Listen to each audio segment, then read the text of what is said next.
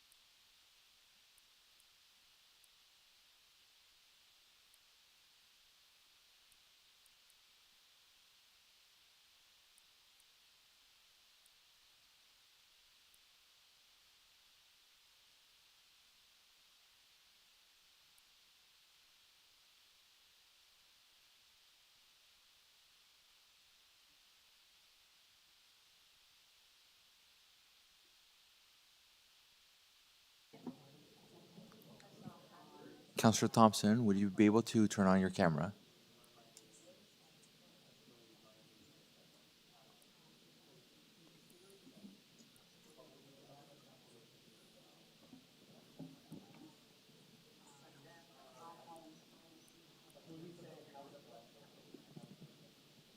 have quorum, either way.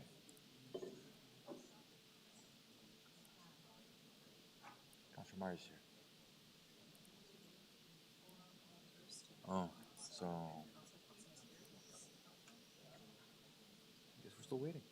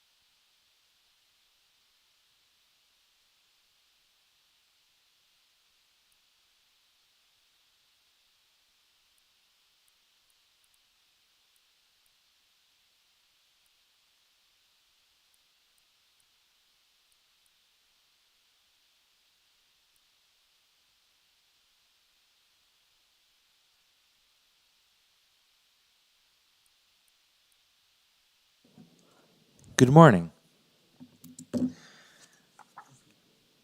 Good morning. My name is Councilor Nick Mantis. I'm the Vice Chair of the Scarborough Community Council. We have quorum. I'm now calling meeting 16 to order. Welcome, everyone.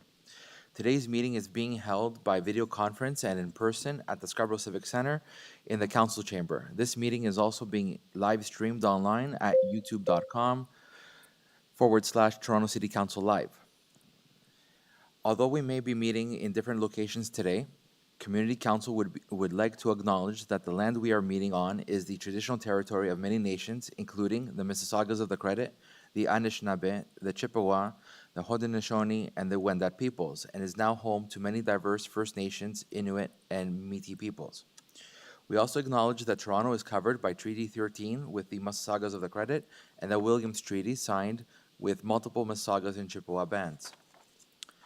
If you are registered to speak at today's meeting, please listen for me to call your name. I will call speakers in the order that appear on the list. The list of the speakers can be viewed online by visiting the Scarborough Community Council page at toronto.ca/council and clicking the speakers box for today's meeting.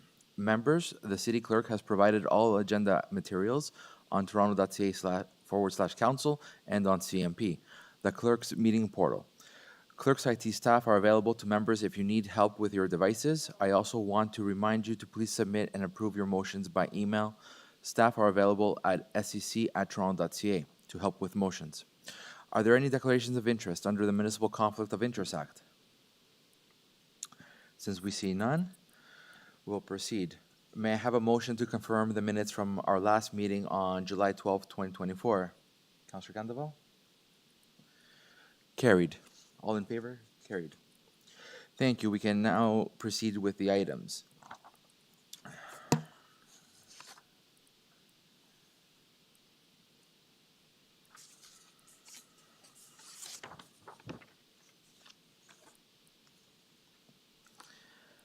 SC 16.1, 565 Kennedy Road, Official Plan and Zoning Bylaw Amendment, Decision Report Approval. There's a speaker for this item. We'll be holding the item. SC 16.2, 2257 Kingston Road, Zoning Amendment, Decision Approval, Report Approval. There are speakers on the item. SC 16.3, 2575 Pharmacy Avenue, and part of 100 Sprucewood Court, Zoning Bylaw Amendment Application, Decision Report Approval. SC 16.4, 5610 Finch Avenue East and 720 Tapscott Road, Zoning Bylaw Amendment, Decision Report Approval. We're holding all these items.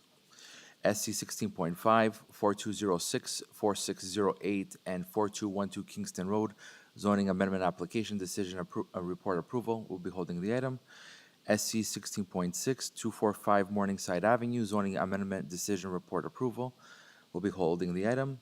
SC 16.7, 1650 Military Trail, official plan and zoning amendment decision report approval. We'll be holding the item. SC 16.8, Highland Creek Village Transportation Master Plan, official plan amendment decision report approval. We'll be holding the item.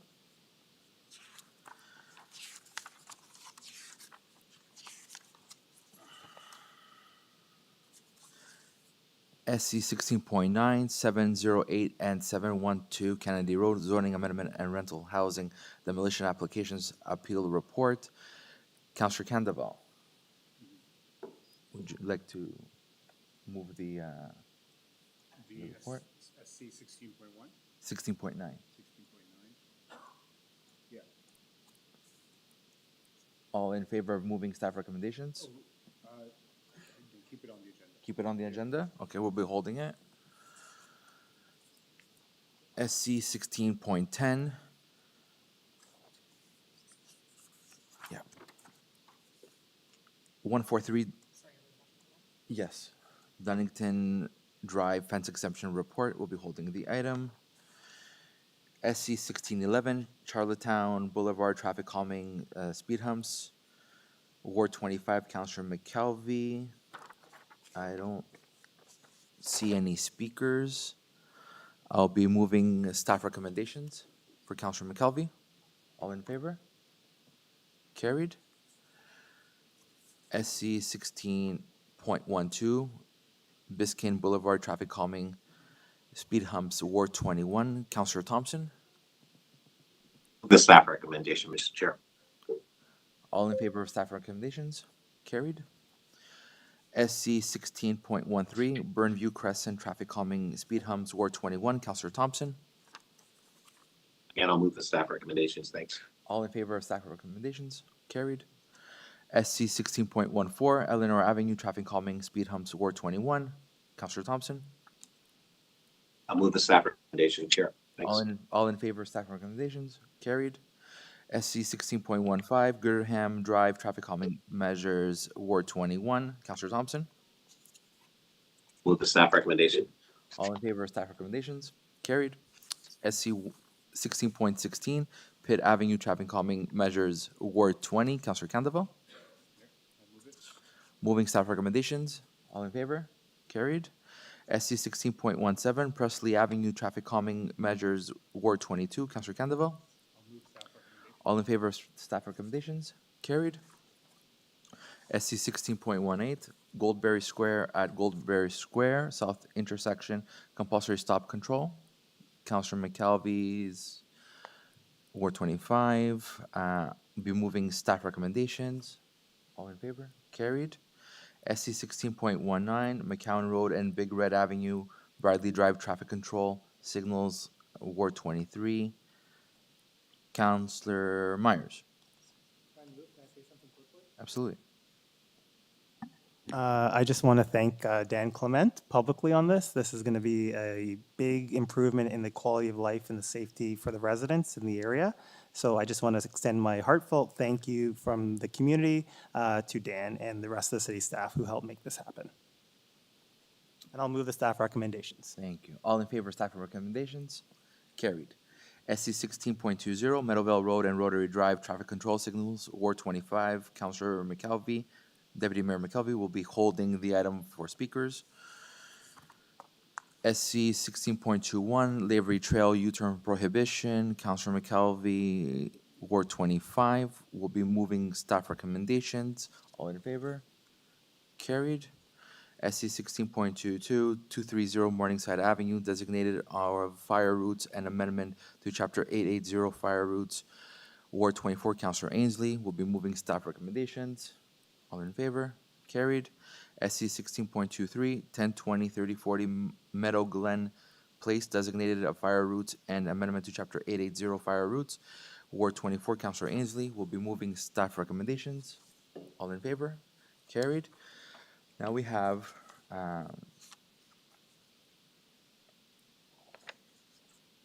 I understand that there's a new business item that needs to be added to the agenda. SC 16.24, Antrim Crescent Speed Humps, Ward 21, Councillor Thompson. Yes, I'd like to add them. Actually, there are three of them, Mr. Chair, and I'd like to add them to the agenda for consideration. All in favor of adding all three items? Carried. And SC, yes. Councillor Candeville, construction staging area time extension, 1161 Kingston Road. I'd like to add it. Add it to the agenda. All in favor of adding? Carried. Now we'll go to the first item of business for today.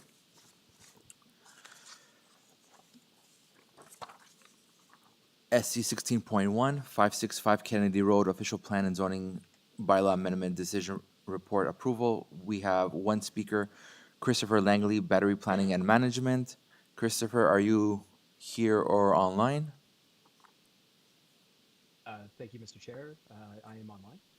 Christopher, you have 5 minutes to present your presentation. And you can start now. Thank you, Mr. Chair. Thank you, Mr. Chair, and members of council. My name is Christopher Langley. I'm from Victoria Planning and Management. Here's the owner's representative for 565 Kennedy Road and the official plan and zoning bylaw amendment application that you see before you today. Just a point of history, the application was originally presented to Community Council on July the 12th, however, was deferred as additional information needed to be discussed between staff and the councillor's office. So we appreciate the time and effort between the councillor's office and staff leading up to today's Community Council meeting, as well as the open dialogue that will follow when we continue on with the development process. So I'm here to assist with any questions if necessary for the application. Thank you. Thank you, Christopher. Any questions, Councillor Candeville? Thank you, Chair, and through you to the Deputy Christopher. There were conversations we've had in regards to addressing the parking concerns around the application. As we proceed to council, it's, for clarity, where do you see our conversations going towards addressing that ratio? Absolutely. Through you, Mr. Chair. So we're very cognizant that where the position of the development is within Scarborough, it may not necessarily warrant 0 or even 31 parking spaces that are originally provided. So through discussions with Councillor Condoval, we have agreed to provide a second level of underground parking in order to facilitate additional parking spaces and provide a bit of relief for on-street parking, as well as available parking throughout the community that surrounds the development itself. So I understand that the owner is willing to explore and deliver this opportunity that's here. And hopefully that answers your question, Councillor Condoval. Thank you, Mr. Batory. That's it for me. Thank you, Councillor Candeville. Any other questions? Speakers on the item? Or sorry, questions to staff? None? Seeing none? Speakers on the item? Councillor Candeville? I have an amendment to, I don't know if amendment's the correct technical term, but to pass the item without recommendations to council.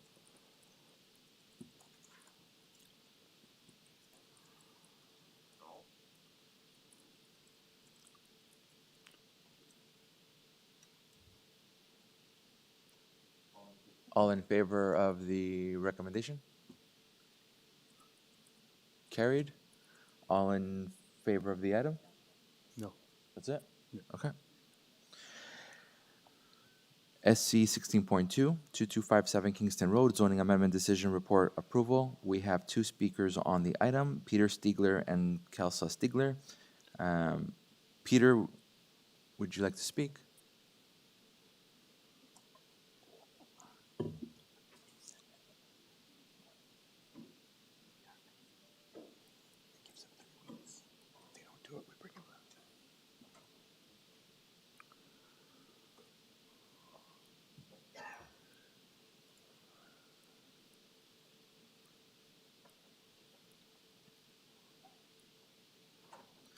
Good morning to both. You have 5 minutes to speak. At the 4-minute mark, I will give you the nod to wrap up, that you'll have the last minute.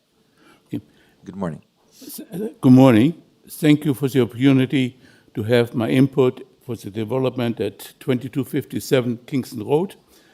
The existing plaza was developed around 1954, about 70 years ago. Most of the surrounding area was built at the same time. The existing plaza is set back about 60 feet from Kingston Road frontage to allow for parking. The property to be developed has 2 car entrances from Kingston Road and 1 from Ridgemore. There is another entrance near 2247 Kingston Road, which covers 5 privately owned buildings in the development. The developer put a barrier up between 2255 and 2257 Kingston Road to prevent the traffic flow in front of the stores. 2247 to 2255 Kingston Road is privately owned and not part of the proposed development. For the last 70 years, the people walked and drove and parked wherever it was most convenient. Everybody had a right-of-way all along from Ridgemore to the new street beside Domino's Pizza, Leatherwood Gardens. My wife is the owner of 2251 Kingston Road. After the barrier was put up, we noticed a substantial drop in customers walking by, and really created, the barrier really created disruption in the whole plaza. People parked their car, did their business as intended, and left. Furthermore, 8 units in the area to be developed are currently vacant, and there is very little foot traffic with the exception of the food bank. The food bank customers are not really customers for our business or the other businesses. The right-of-way was unilaterally cancelled, which contravenes any laws. Whether the right-of-way was legally registered or not, after 70 years of unobstructed use, is legally binding. By developing the new structure, it removes the right-of-way without consideration for the privately owned properties. If the owners of the privately owned properties would have the deep pockets like the developers, we might be able to afford the lawyers to fight for our rights, and the development might never go forward. By building that huge complex and covering the whole lot without the current setback, leaves 5 privately owned buildings like little orphans set back 60 feet from Kingston Road. I do not believe that any new development would be planned like that. It creates a very poor planning, not good visually pleasing, and non-working for businesses. Should the zoning planning of the city allow such an awkward look? Many times it was mentioned that the new building is an improvement over the existing building. Taking the whole block as a unit, it would look ugly. Parking, where will the workers doing construction park their cars? I'm certain that there will be no space on the property for them. Will then they block off again 1 lane on Kingston Road for deliveries? What effect does this have on traffic? Can you please advise us how many of the parking spots in the basements are sold to the condo units, the commercial tenants, and how much parking spots are being reserved for visitors or guests and tradespeople? Furthermore, how many customers of the stores do you expect to park in the underground garage, trying to find their way to the stores on top and then go back to the underground parking? There's absolutely no space allowed for customers for the stores in the new development. Whose responsibility will it be to ascertain that they do not park on private property like ours, and we will have to pay taxes on our land and do not have the use for our customer parking? In front of 2251 Kingston Road is a sewer in the middle of the parking spot. Where does it connect to? With the building being planned, the outlet would have to be changed. Whose responsibility will it be? Should the privately owned building owners be responsible for it? For the properties between Sandstones, the development just west of Sandstones created, and the building just west of Sandstones will create a terrible wind tunnel. Accumulation of snow and driving rain make walking just about impossible right now. Have there been any studies done? Thank you for allowing me to share my comments. Thank you, Mr. Stigler. Yeah. Any questions? Okay. Councilor Candelabelle? No questions. Thank you, Mr. Stigler. And Mrs. Stigler? Or is it just one person? It's just one. Just one person speaking? Yeah, Thank you, sir. thank you. Questions to staff? Any Councilor Candelabelle? okay. Thank you, Chair. Through you, Chair, to staff, a few questions to help address the concerns raised by the gentleman, Mr. Stigler, who just spoke, and what we heard on Monday night at the community update meeting. The gentleman referred to a sewer that's part of the remaining units that are not part of the development. Can staff speak to that and how that would be ameliorated in terms of the development?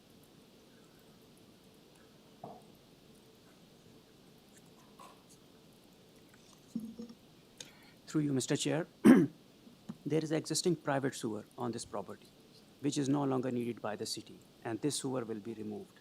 And there is a... Sorry, can you speak into the mic so I can hear it clear? Just bring it down a bit closer to you. Oh, thank you. Sorry. Thanks. So again, through Mr. Chair, so there are currently private sewers which is servicing this property, which are draining to the city sewer on the south side. So in the development of this site, so these sewers will be removed. They are no longer needed by the city, and the servicing will be provided of the East Haven Drive, which has a servicing available there. So what would happen to the sewers that are on the portion of that plaza that's not part of the development? So That private sewer, what would happen to So that? there are not sewers there. So it is just draining, sheet draining onto the right of ways. So it is not draining to those sewers. Okay, so would their portion be impacted when the city removes on the development site? Correct. That's correct. Theirs would be impacted? Will not be. Will not, okay. Will not be. Okay. Well, also raised at the meeting in this morning was concerns about a wind tunnel. Can staff speak to the impacts of that? And Through you, Chair. So a pedestrian wind study was submitted by the applicant. There were no prominent areas of concern, anything with Ridgemore and going towards Leatherwood to the south. There were some considerations and everything at the top peaks like we discussed where the outdoor amenity space is. And the applicant, through the site plan process that is going to be submitted in the near future, Right. they're going to be having to put in mitigation measures and everything. But the only disturbance for wind in that was at the actual outdoor amenity space. There was nothing indicated along Ridgemore or further south going towards Leatherwood and on the adjacent property. what, how about in regards to East Haven? Would there be impacts by wind? The report was not indicating anything directly at grade on East Haven. It was only once you're getting up to that seventh story and then the eighth story where that outdoor amenity space was, that's where there was concerns for wind and they're going to have to be putting in, the applicant and the owner will have to be putting in wind mitigation there for those raised outdoor amenity space areas. So the absence of commentary on East Haven is indicative that there aren't concerns about wind on East Haven? At this time, that's correct. But again, once the subsequent application of site plan submitted, it's going to be further explored to ensure, like, once we're getting to that technical review of the design of the building, they're going to have to be indicating that, again, that there is no concerns or impacts and everything along the public right-of-ways as well as to the adjacent properties. Okay, I think that's important for the public to know is that there's an opportunity at site plan to discuss and address. Connected to those concerns, that area, about a decade ago, we saw the tragic death of a 6-year-old girl due to a garbage can on East Haven, garbage truck on East Haven. What are the investments being made to address the K-8 school, Cliffside Public School, that's on East Haven, directly behind the proposal? Okay. Through you, Chair. So a couple of the items as well as discussed at the neighborhood meeting that was hosted by yourself is that right now there is no sidewalk on the, I gotta get my directions correct, immediately behind the existing plaza, so the east side. So there is actually gonna be a 2.1 meter wide sidewalk that's gonna be along there, as well as sidewalk and boulevard improvements along Ridgemore and along Kingston as well for this site. And there's also gonna be an additional zebra crossing immediately to the site at Ridgemore crossing East Haven. There's already mitigations along the site and everything about slow down signs and things like that. And a part of the Section 37, that agreement that can now impact adjacent properties is that there's going to be an additional zebra crossing to the lands to the south immediately directly across from the school to give delineated safe walking routes for the students to be getting there and back across East Haven. Thank you. For the public, would this stretch of East Haven qualify for a potential video speed camera placement, given it's a school zone? Through the chair, that might be better answered by our transportation services colleagues. Can they speak to it? Through the chair, yes, if the street was bylawed as a community safety zone, it could be a potential candidate for automated speed enforcement. Okay, thank you. Are there any other investments or additions to this proposal to ensure greater, to address greater concerns about safety for children in that area? Beyond the zebra crossing and what was just discussed? Through you, Chair, improved sidewalks is a very big one and everything. So creating those delineated paths and like you can physically see them and everything, much wider sidewalks, as well as right now the sidewalks in the area are typically about 1.5 meters. We're now talking about going to 2.1 to have that additional space. And there's also going to be a boulevard. So that's going to be then separating this. So there's going to be the boulevard along Ridgemore and on East Haven, and then the sidewalks on the opposite side of that. So it's going to be keeping people further away from the actual physical curbed road where the vehicular traffic is and the zebra crossings. But there's also existing signage and things out there. But one of the largest items is that back of house that's predominantly all the loading areas for that existing plaza. It's going to be a much more controlled with a single curb cut. Versus right now it's just an open curb. So trucks can come and go, cars can come and go in that back of that area. Now it's going to be a much more controlled area with the loading as well within the building. So you're not going to be having as many potential impacts and everything with that vehicular traffic and then anybody walking in the area for cycling. And site plan approval as well. Yeah. Gotcha. I've got a couple more questions, Chair. Can it be added back to the list? You can be added back to the list. We also have another speaker that has just registered. So I would ask the committee if we can vary the rules and hear the additional speaker, if that's okay. Thank you. Jayananda Singha,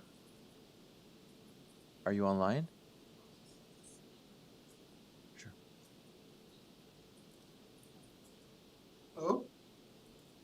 Good morning. You have 5 minutes to speak. At the 4-minute mark, I will be letting you know so you can wrap up your statements. Good morning. Good morning, panelists. How are you? Can you hear me? We can hear you. We can hear you. We're all doing well. You can start your statement. Okay, good. So let me introduce you guys first, myself. So I am the owner of 2249 Kingston Road. Right. Yeah, so I'm the owner of the adjacent plan 2249 Kingston Road.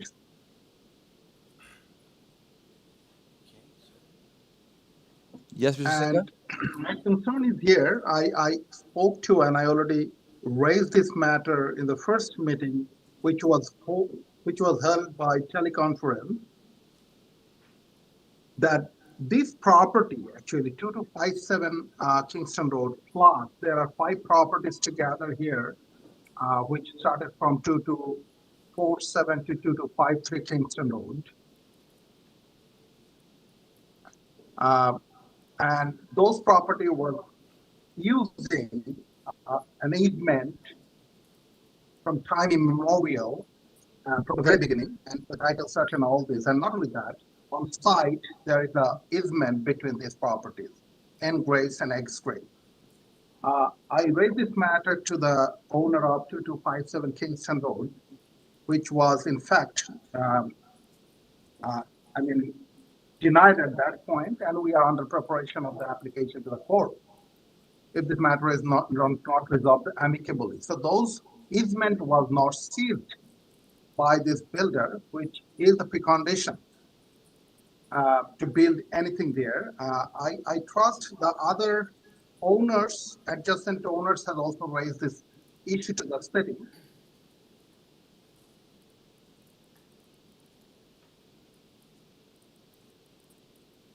Mr. Singh? And most importantly, there is, in fact, some obstruction was created without any advance information to the adjacent landowner, without seizing the easement and restricting the easement, which is in fact arbitrary and against the law. So before you, guys, decide on this, it is very important that you would speak to the legal point on this. I think the city legal department should dig into this matter, and obviously there will be a litigation, and we don't want any. Obviously litigation is expensive for sure, and it's better to speak on this matter first, amicably to settle.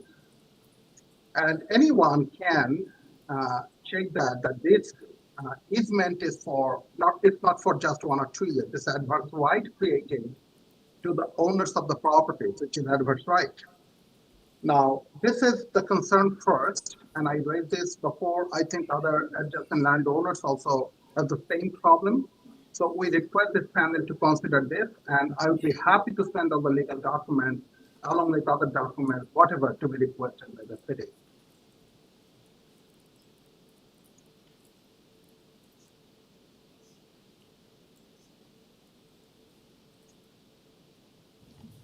Mr. Singh? Yeah, I can. It's echoing. Are you finished? Yeah, I'm done. This is the small stop I wanted to mention. Thank you so much. Do we have any questions? Not now, no. Thank you, Mr. Singh. This is Councillor Parthy Candavel. I didn't quite fully understand the details around, you mentioned a legal proceeding as an adjacent landowner to the developer. Can you tease that out a bit? What exactly is the proceeding about?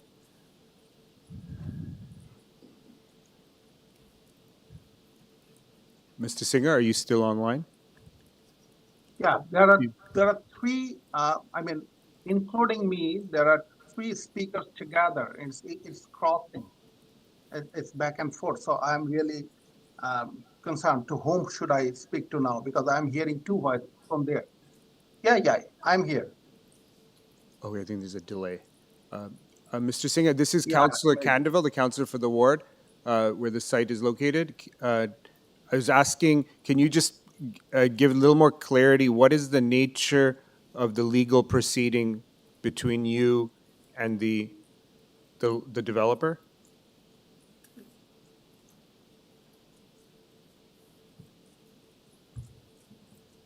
Yeah. So actually, there is not.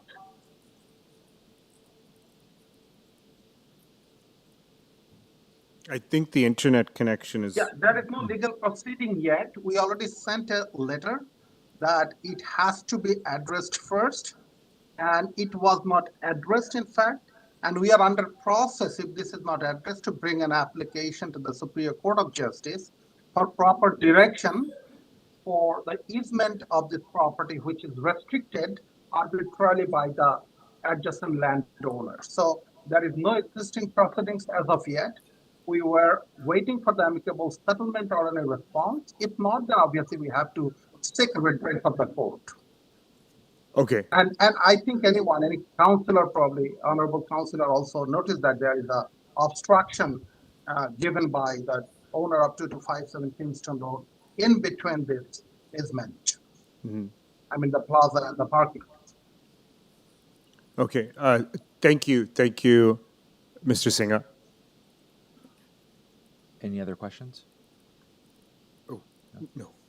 Seeing none, thank you, Mr. Singha. And I guess we're going to go into a second round of questioning to staff. Councillor Candeville. Thank you, Chair. Just a couple more questions. First, to staff, this is,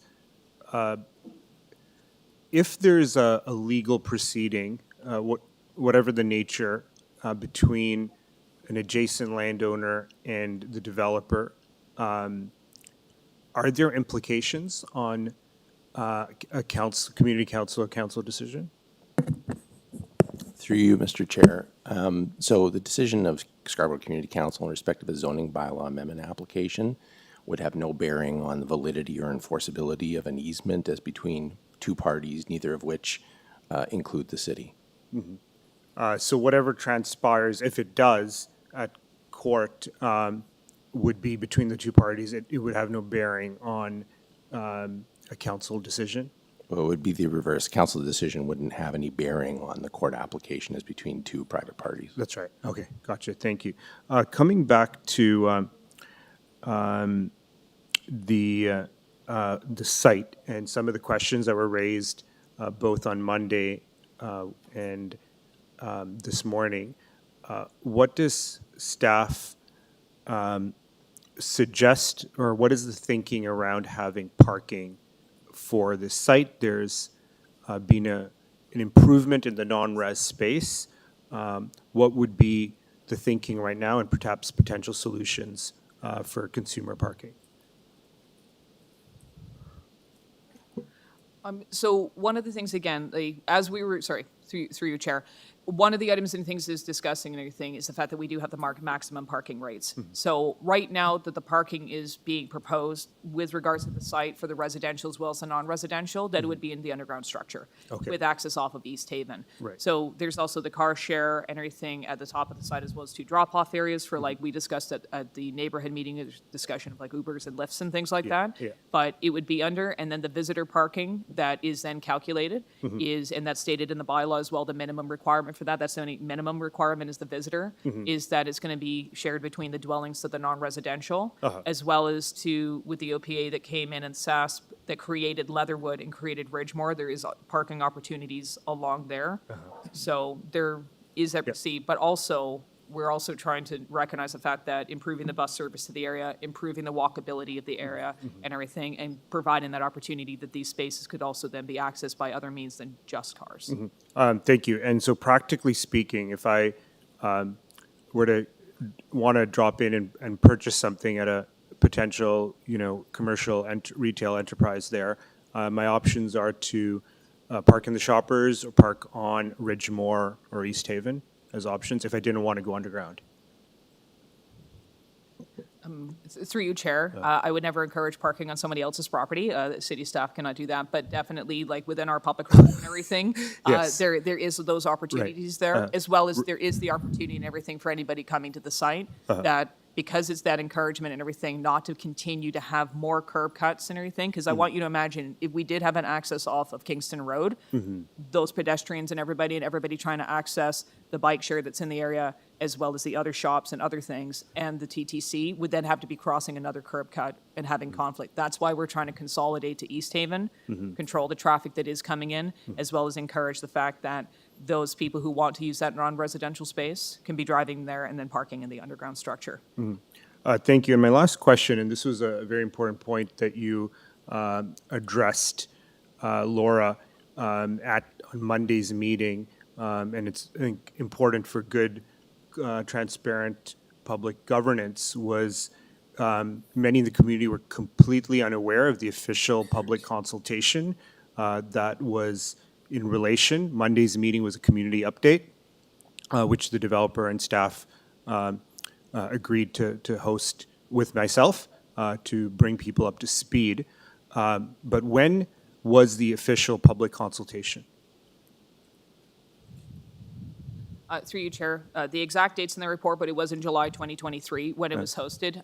The minimum requirements, like we always ask at the Councillor's office if they want to do an extended or expanded boundary in that. In this instance, it was not, so we did do to the minimum and everything for a zoning bylaw of the 120-meter notice that went out.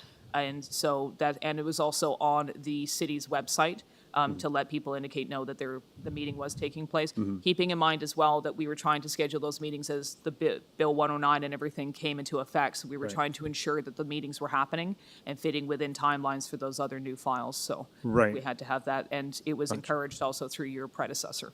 Yes, and just to clear that, is it staff's practice to have a official public consultation meeting in the dead of summer in July? Is that staff practice? Through the chair, if possible, it's avoided during when council takes its break, but while council is, there was still a council meeting happening, so we do July meetings. But as Ms. Daynard indicated, we had to keep the churn of public meetings happening because we had the Bill 109 timelines to meet. So we took open dates when they were available for our broadcast system, and that's how we kind of landed on that date. Right. I think there's also direction from my predecessor for that. There was timing. That's the scheduling process. There was availability to have the local councillor, the previous local councillor in attendance, as well as staff's attendance and the applicant's availability. Thank you. Those are my questions. Any other questions from our members? Seeing none, speakers on the item? Councillor Kennedy?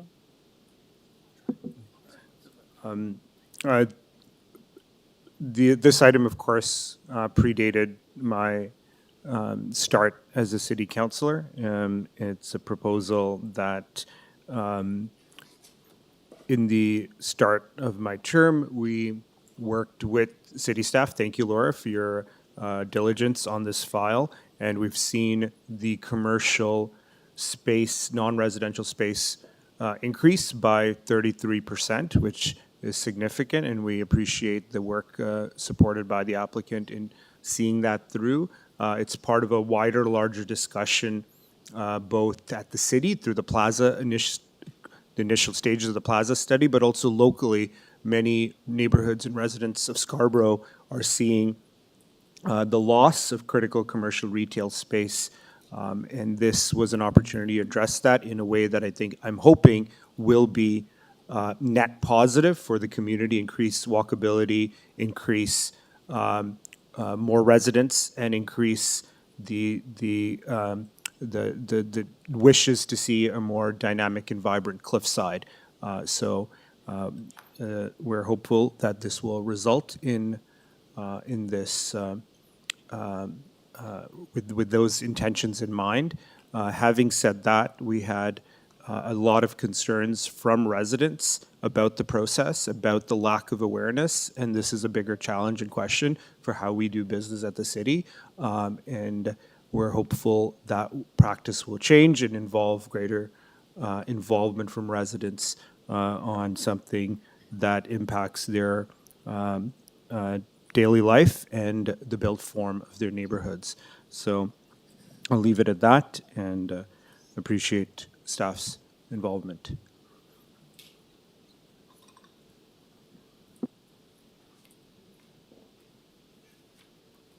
I'll move staff recommendations. All in favor of staff recommendations? Carried.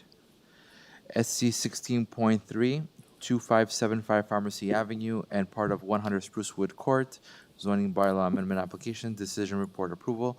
We have one speaker on the item, Michael De Silva Jr. from Blackthorn Management Incorporated.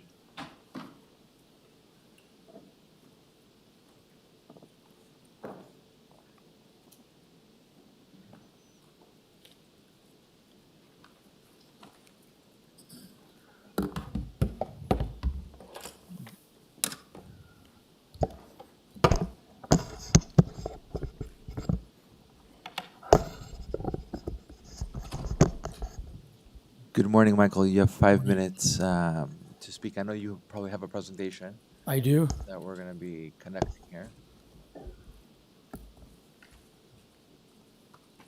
Can you see it on your end or? Or it's maybe coming on. I think it's gonna come up right now. Let's see here.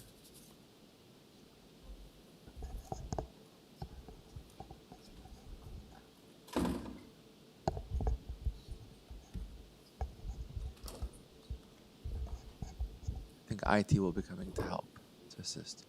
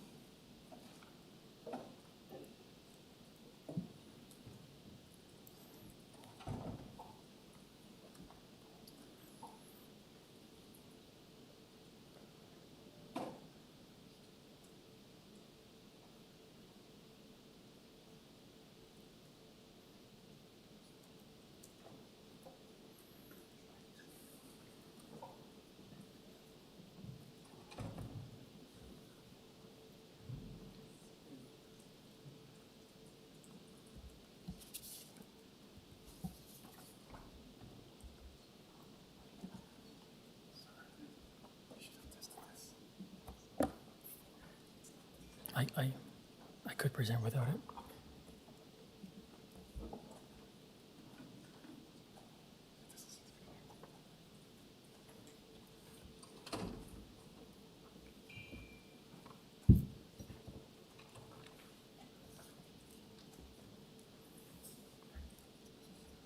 Okay.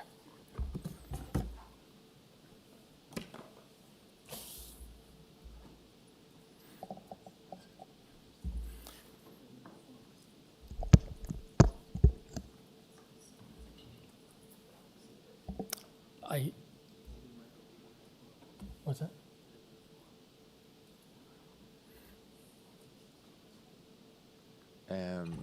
Councilor Candeville had to leave for a second, so we're gonna continue once we have quorum. I guess it also gives us time to put the presentation on the screen.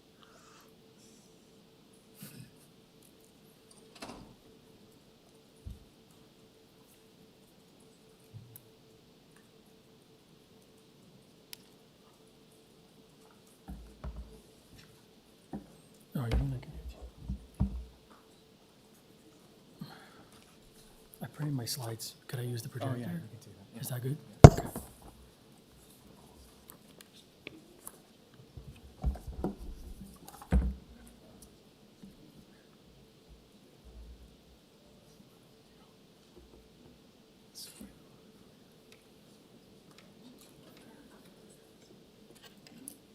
Thanks a lot.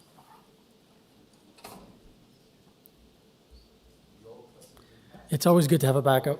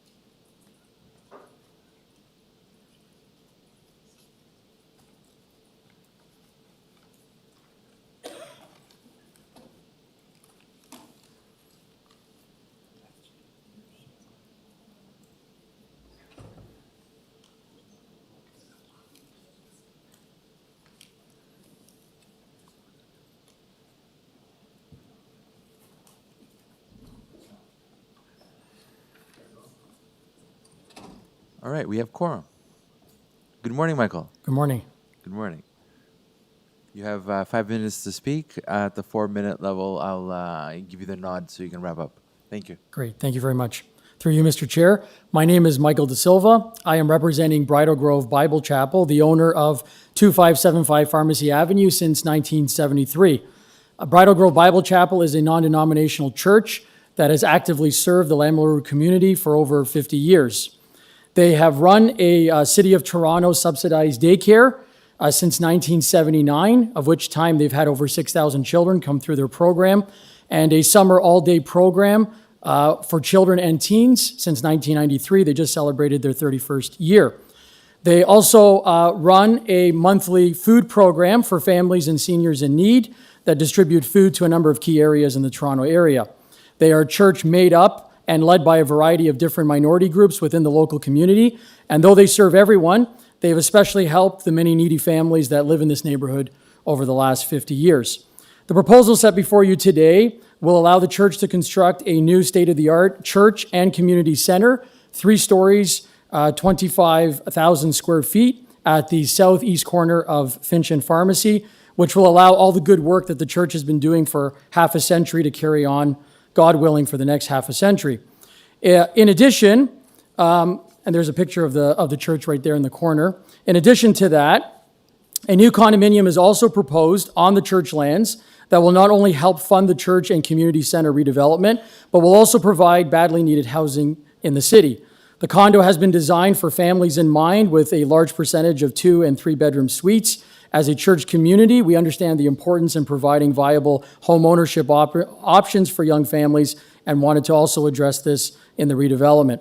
Overall, the church seeks to grow the services it already provides to the many families, children, teens, and seniors that rely on them for childcare, food, sports activities, spiritual care, and other similar initiatives carried out or sponsored by the church.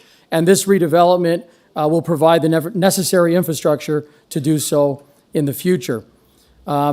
We have worked closely with city staff, and today would like to thank each of them for their work on the file. Special thanks to Asif Patel and before him Sophie Knowles for their leadership and professionalism over the many months of review and for their clear communication and transparency each step of the way. We fully endorse the staff report before you today. Also, a special thanks to Councillor Mantis and his office for supporting us with the project from the very beginning, as well as guiding us and assisting us through the application process with staff and community consultation. We look forward to moving this project forward and in continuing to serve this great community. I'd be happy to answer any questions you might have on behalf of the church. Thank you. Any questions to the deputy? Seeing none, thank you, Michael, for the presentation. Thank you. Questions to staff? Starting, any questions? Staff? Seeing none, I'm just going to, speakers on the item.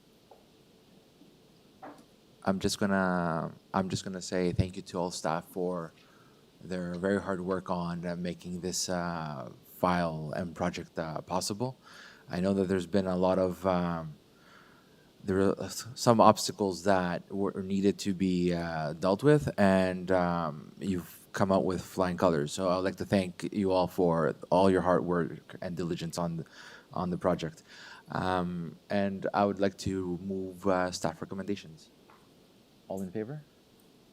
Carried.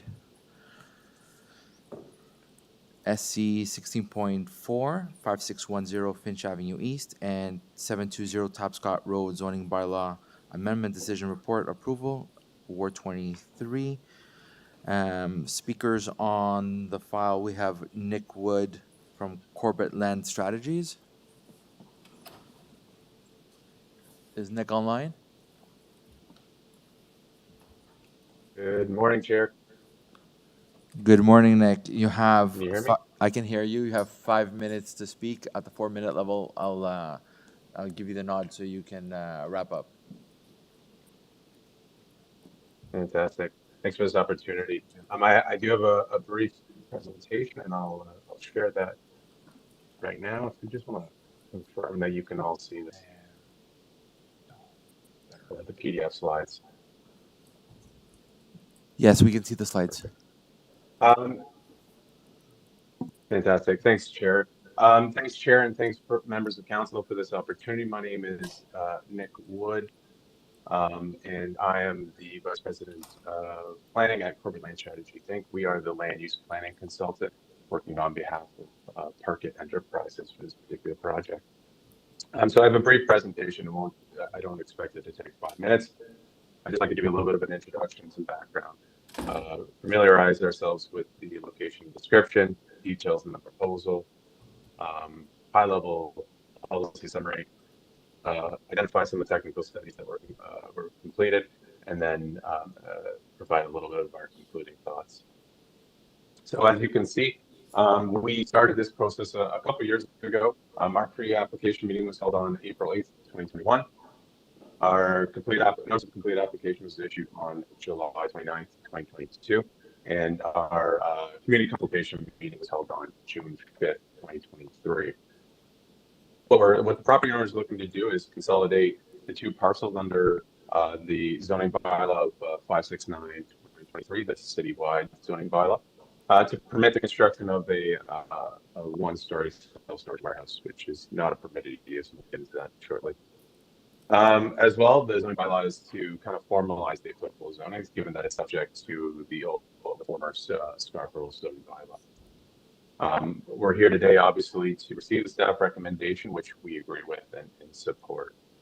And for the council, chair and council members' information, site plan application will be advanced following decision on the zoning. As you're all familiar, the subject lands are located on the northwest corner of Tapscott Road and Finch Avenue. It's two parcels, the first being 5610 Finch, which is located to the west, as you can see in the image in front of you. And the one facing Tapscott, obviously, is 720 Tapscott. It's in an employment area, but to its southeast is existing residential. It's currently occupied by a warehouse on 5610 Finch, and former office buildings were located on 720 Tapscott. The zoning bylaw is proposing to, as I mentioned, create a expansion for an industrial building to support the self-storage uses. It achieves much of what the zoning bylaw requires, including height, as well as gross floor area. However, the zoning bylaw is being proposed to set the maximum GFA at 21,600 square meters. It also achieves lot coverage and density, density being permitted to a maximum of 0.7, whereas we're proposing 0.56. Parking also is being achieved, given that the city zoning bylaw now requires a maximum parking requirement, and the parking has been assessed through the completion of a transportation impact assessment. Barrier-free parking as well as bicycle parking have also been achieved with the minimum requirements. Lastly, the zoning bylaw is required, obviously, to set the use of self-storage. This effectively sets out what I had just mentioned. We are seeking to rezone the entire property to employment. It would permit self-storage uses with under that applicable E zone in accordance with zoning bylaw 569/2023. Maximum gross floor area would be set at 21,600 square meters. The existing office buildings have been demolished approximately back in 2022 or 2023. And the total 107 vehicle parking spaces that are proposed have been proposed in accordance with the zoning bylaw. The subject lands are designated for employment areas, which is dedicated to clusters of business and economic activities and permit uses, including warehousing.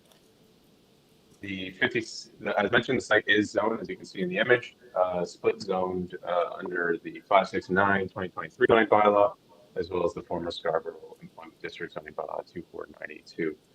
Under 569/2013, it's zoned E, which permits a range of employment uses. However, self-storage is not one of them. And similarly, 720 Tapscott Road is zoned office uses, which permits a range of office-related uses.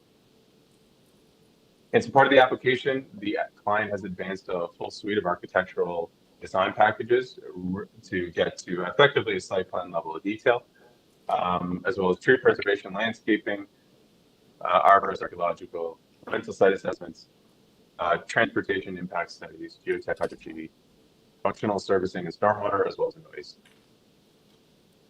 So to conclude, the proposal at self-storage warehouse and building expansion seeks to build onto the city's employment goals.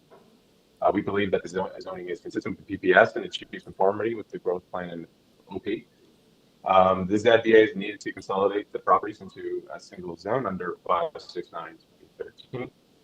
It's been subject to several submissions and considerable technical study. And any comments raised by residents or agencies to date will continue to be addressed through the future site plan approval application. We're in support of the staff recommendation to approve the zoning and believe that the proposed development facilitates an appropriate use of subject lands and represents good land use planning. And that concludes my presentation. Thank you, Nick. Any questions to the speaker? Councillor Myers.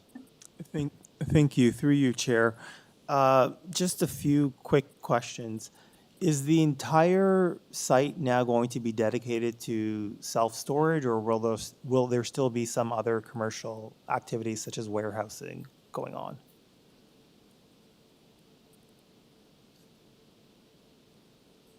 At this point, the use of the site is of the expanded building will be for self-storage, with some existing office occurring in the existing building to remain.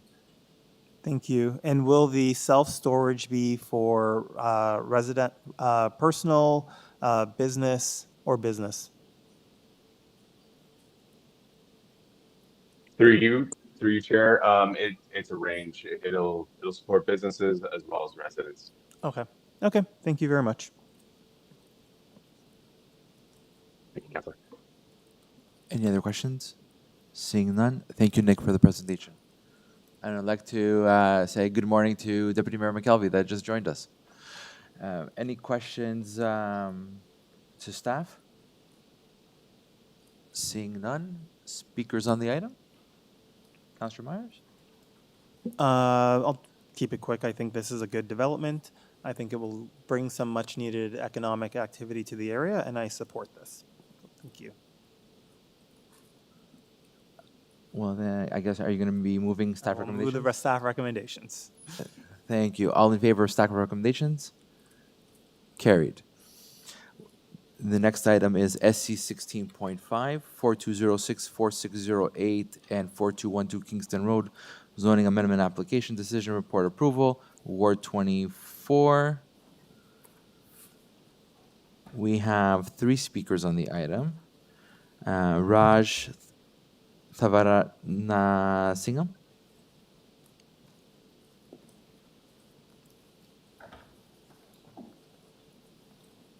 Raj, are you online?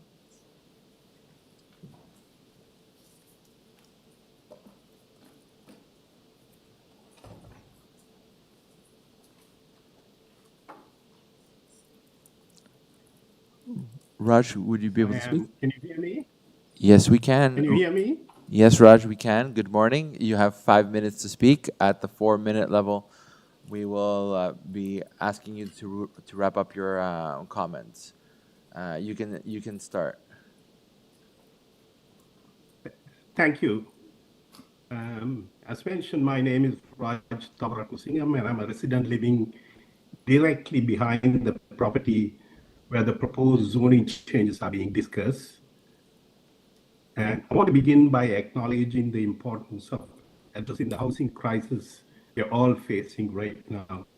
It's essential that we find innovative ways to increase housing supply, and I appreciate the efforts being made to accommodate this by the City Council. Having said that, I strongly oppose the proposal to include a 12-story mixed-use building in this development. The primary concern is the height of the building, which is out of scale with the surrounding residential area. As someone who lives just behind the site, I can speak directly to the significant impact such a tall structure will have on privacy, sunlight, and overall quality of life for residents like myself and others along Pilot Street and Overture. And I've spoken to some of them. Unfortunately, most of them are busy with their work and looking after other things. So I'm sure I'm representing many of them, and I'll probably get their signature and send a note out to the City Council. So when surveying the surrounding area during my walk, I found that directly opposite this site, on the other side of Kingston Road, 4201 and 4203, a proposal for a 4-story building is under consideration. This raises a valid question. Why is there consideration for 12-story here in the middle of a residential neighborhood when a more balanced approach of 4 to 7 stories seems more appropriate in similar nearby projects? I respectfully request that the proposed height be limited to 7 stories. This would strike a fair balance between accommodating the need for additional housing and maintaining the integrity and livability of the existing neighborhood. A 12-story building is simply too tall for this area, and I urge the council to consider a more thoughtful, community-oriented approach. Having said that, I wish to also add, if and when the proposal is being approved, I hope it gets approved, but like I said, we want to see the height limited.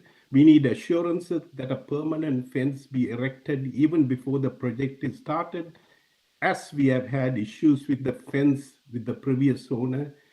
And secondly, do not approve a plan having the garbage area at the back of the building, which will be too close to our backyards and home with many children and seniors. Thank you very much.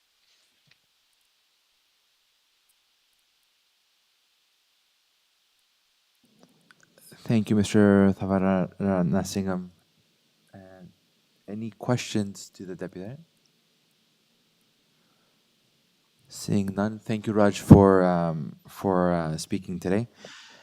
We also have Jane McFarlane from Weston Consulting.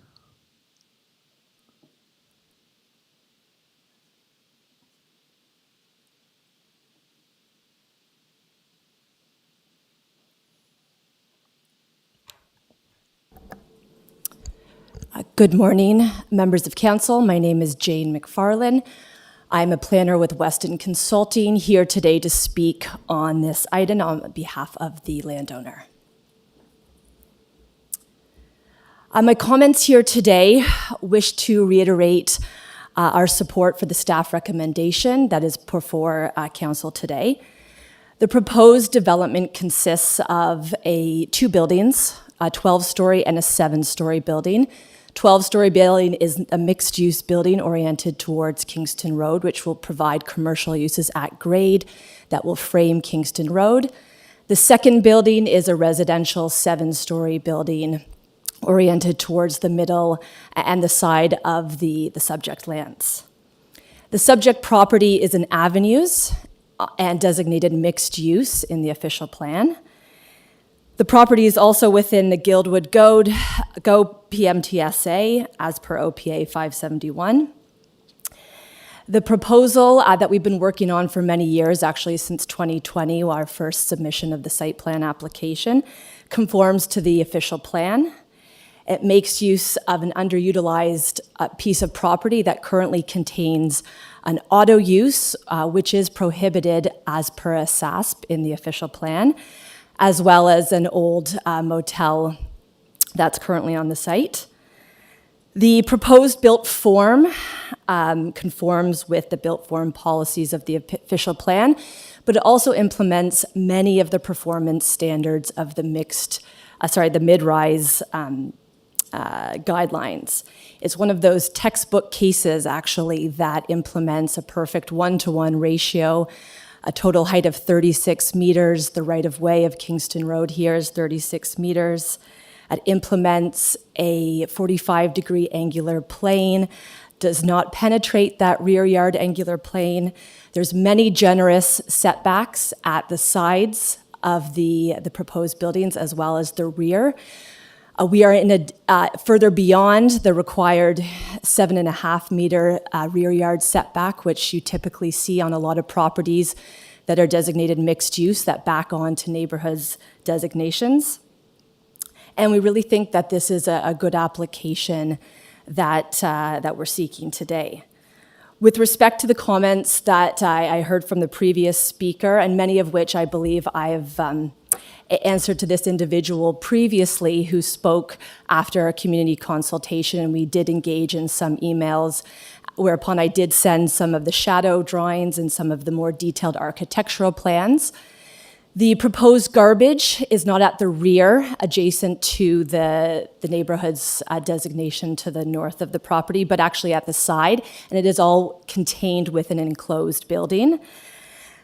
Furthermore, the shadow studies have shown that there is very minimal shadow in the morning only on some, not all of those properties. There's probably about 8 properties or so that back on to the subject lands. There is some minimal shadow in the morning only. For the remainder of the day, the shadows are contained within the property. And that's largely due to the fact that the 12-story portion of the proposed building is oriented towards Kingston Road, and it's a quite deep lot. The remainder of the 12-story building, the wing height is only 7 stories, plus the secondary building is only 7 stories. The current West Hill zoning bylaw does permit 8 stories currently on the property. So I wish to assure that individual that spoke before me that his concerns are taken into consideration and they're not to worry about. That would conclude some of my comments here today, and I'm happy to answer any questions from council further. Thank you, Jane. Any questions to the deputy? Seeing none, thank you so much for your presentation. And the next, Deputy Mayor McKelvey.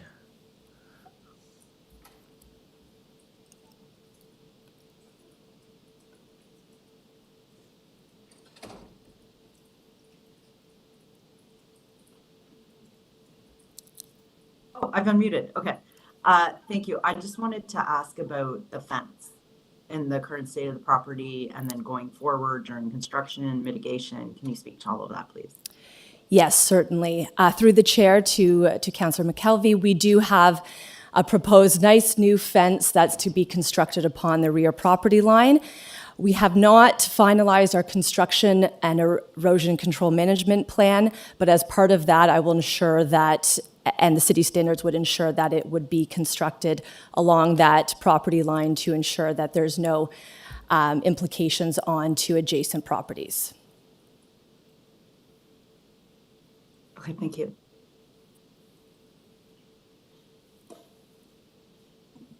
Any other questions? Seeing none, thank you, Jane. Thank you very much. Our last speaker is Tamina Nazreen. Tamina, are you online?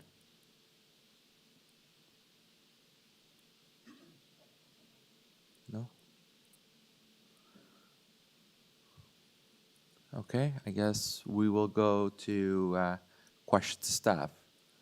Any questions to staff? Seeing none, speakers on the item. I have spoken with Councillor Ainsley, and he has asked that I move staff recommendations. All in favor of staff recommendations? Carried.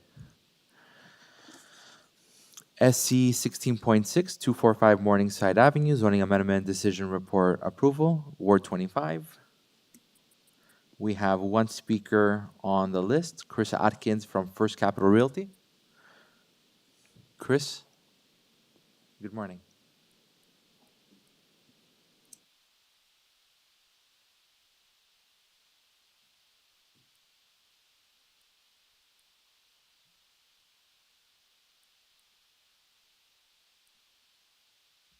Chris, good morning. You have 5 minutes to speak. At the 4-minute level, I'll give you the nod so you can wrap up. Thank you. Can you hear me okay? Yeah. Mr. Chair, members of council, my name is Chris Atkins. I am Senior Director of Development at First Capital, the owner of 245 Morningside Avenue. First Capital is an owner, operator, and developer of mixed-use real estate. We built our business primarily as retail developers. So many of our properties are shopping centres, but today our long-term strategy is to redevelop these properties within urban centres. as walkable and transit-oriented communities. First Capital have a long-term interest and investment in the community surrounding 245 Morningside, with ownership of Morningside Crossing, a portion of which this development proposal is proposed. Kingston Square, a retail plaza on the west side of Morningside, directly across the street from the proposed development. Kingston Square West, a retail plaza on the west side of the site, north of Kingston Road, all three of which totaling approximately 280,000 square feet of retail space. With regard to the proposed development, we have taken a place-led approach to the proposal that leverages our retail expertise to propose an active streetscape and result in successful retail. It is our intent to maintain our position in this community and are invested in the long-term success of the site and the surrounding area. I wanted to thank staff for the hard work on this file and happy to answer any questions. Thank you, Chris. Any questions, Deputy Mayor McKelvey?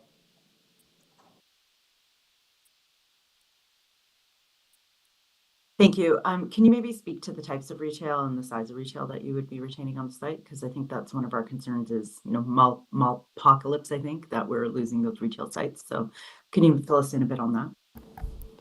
Absolutely. So the proposal includes within the zoning bylaw 668 square meters of non-residential GFA.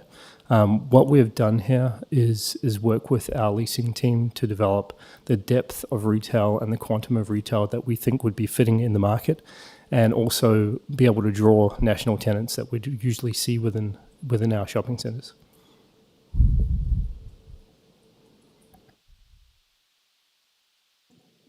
Thank you. Councillor Thompson? Thank you, Mr. Chair. Through you to the speaker. Can you perhaps give us an overview in terms of how the decision is made in terms of looking at adding retail component to a specific site? I'm presuming that you do market research, demand analysis, and so on. I'm just wondering if you could just maybe walk us through that process that you and your organization will take in making the decision as to the amount or the suitable amounts of retail space. Absolutely, through you, Mr. Chair.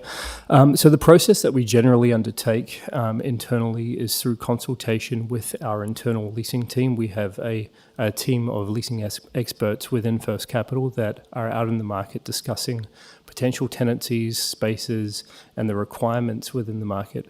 As I'd mentioned, we have approximately 280,000 square feet within this node within the general vicinity at the moment. So we are constantly looking at backfilling spaces, new tenancies, opportunities for tenants to come into the property. So when we're looking at the design of the ground plane, there's a couple of items that come to mind. Firstly, we look to activate the streetscape, so we work closely with staff to find the right quantum of retail that activates the streetscape on both sides of the property. Secondly, we look at the depth of retail and the size of retail that we think might be fitting for prospective tenants that our leasing team is out in the market discussing. And that's how we've sort of landed in the position we're at today. Thank you. Thank you, Mr. Chair. Any other questions to the deputy? Seeing none, thank you, Chris, for your deputation. Questions to staff? Deputy Mayor McKelvey? Thank you. So this is the first time that I've had a major development of this size go through the new community benefits program as opposed to Section 37.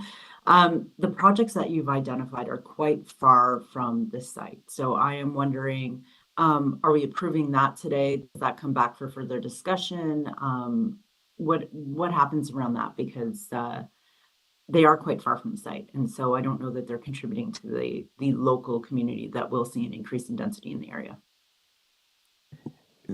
Through the chair, since the CBC would be a cash payment, the investments in the identified spaces and uses would be directed through the budget process. It's a funding stream that other divisions would have access through that particular conversation. There's no opportunity through the CBC regime when it's not in kind to direct funds through the community council decision on the report. So once the above grade permits are issued and the CBC is paid, those funds would be added to, I assume, a reserve account to be directed through the budget consultation process. So as council, if we want to have input, it's really through the budget process then that we watch for that or try to advocate. That's correct, but again, but the trigger for the payment remains the same, which is a first above grade permit. So arguably, okay, there's some time before these funds would appear in the CBC account to be directed through the budget process. Okay, understood. And is it possible for councillors to be notified when above grade permits are issued in their communities? Through the chair, it's likely that in your work in your wards, you would find out before city planning would, because you'd see the cranes. But I wouldn't want to speak on behalf of my colleagues in Toronto buildings, but more than likely you would anticipate that, having seen the below grade works undertaken. Okay, great. Thank you.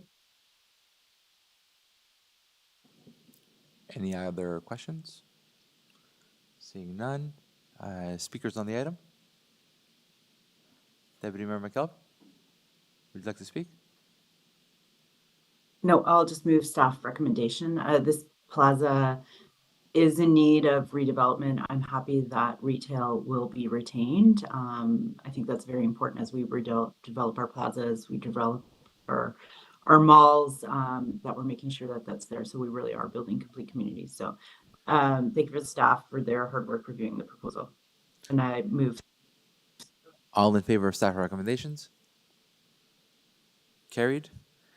SC 16.7, 1650 Military Trail, Official Plan and Zoning Amendment Decision Report Approval, 425. We have today speaking Simran Bhatti from Boostfields Incorporated. Simran, are you online? Good morning, Mr. Chair. Can you hear me okay? Yes, we can. You have 5 minutes to speak. Excellent. Thank you. I have a presentation which I'll just put up on the screen. If you could just let me know when it shows up for you, that would be appreciated. It has shown. Excellent. Thank you. Well, good morning, Mr. Chair, members of Community Council. My name is Simran. I'm an urban planner with Bellsfields, and we act on behalf of the owner of this site, which is All Tree Developments. This will be a quick presentation, but I'd just like to start by thanking staff for all of their work on this project, particularly our planner, our community planner, Bram Bulger, who, as always, has been fantastic to work with. Bram's feedback, his team's feedback, has significantly informed the proposed 8-story building that we're seeking approval for today. As members likely know, I'll go through this quickly, but the site is located on the west side of Military Trail, just north of Highway 2A, and just east of the Moorish Parquet, which is a parquet that the applicant is substantially expanding through its other projects in the area. It's located within Highland Creek Village, which is an area where growth is and has been directed for some time now. The application that's before you today seeks to demolish the existing sales center that's currently on that site and redevelop the lands with an 8-story residential development containing 175 apartment units. I'll go through this quickly. I won't bore you, but from a policy perspective, we feel that the site is well suited to accommodating new housing supply and intensification. It's, as you can see on the map on the left of your screen, designated mixed-use areas. The surrounding lands are also designated mixed-use areas, which is one of 4 land use designations anticipated to accommodate growth. And it's also served by numerous TTC transit routes, including a route that meets the definition of frequent transit as set out in the growth plan, which is a key pillar of the province's growth management strategy. Importantly, I'd also note that an area study for the village was adopted by City Council in 2012, and staff's recommendations in that study actually recommended building heights of up to 8 stories on this site, which is what is being proposed today. So the implementing instruments of that study permit 5 stories as of right. What we're looking to do is bring that up to 8 stories in line with that sort of original recommendation. And from a contextual perspective, we feel that this building fits in well with its surrounding context. It's directly across the street from 2 under construction 8-story buildings at 1625 Military Trail, which are also all tree projects. And this height really is sort of based on the area study that I mentioned, which envisioned this sort of height structure that included Main Street style development, so lower scale development along Old Kingston Road, which is sort of this commercial main street in the heart of the village, with building heights increasing towards the south and the east. And so with our site being located at the southernmost portion of the village and furthest away from Old Kingston Road, we feel that it is well suited for the building height that we're proposing. And of course, this height also aligns with the height of the adjacent building, which was approved by Community Council and City Council not too long ago.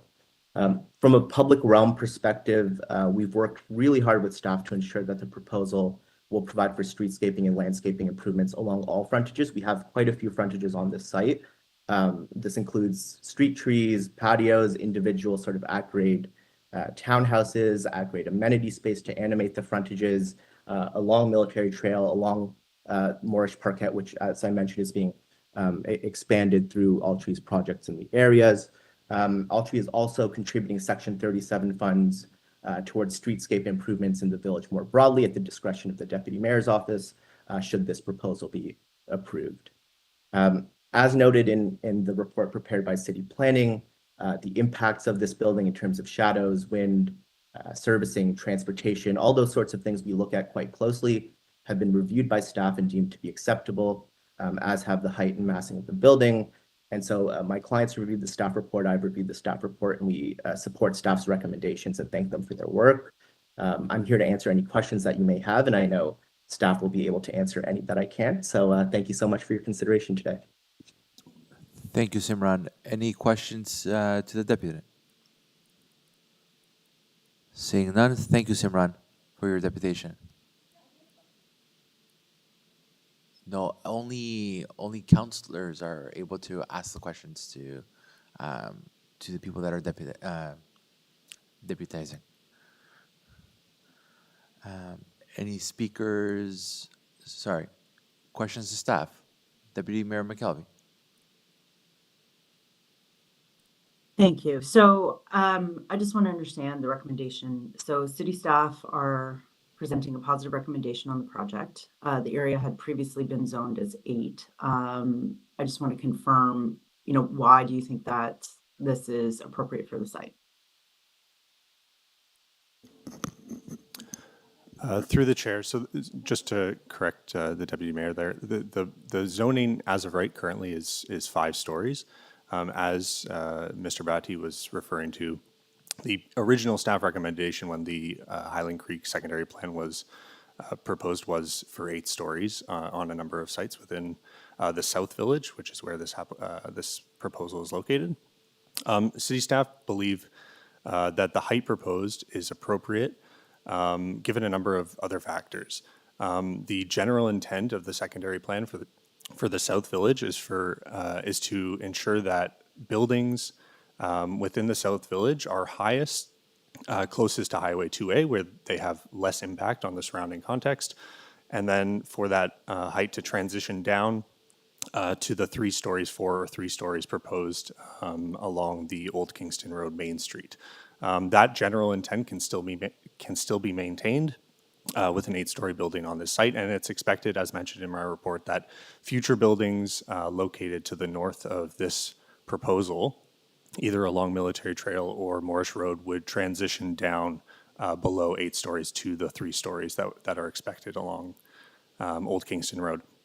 Other than that, we have assessed the 8-story building height in terms of shadow impacts, in terms of impact on the public realm, and we believe that those impacts are minimal and are appropriate given the existing context. Okay, and then the next item before us is the Highland Creek Master Transportation Plan, which has been going round and round for, I think, almost 20 years.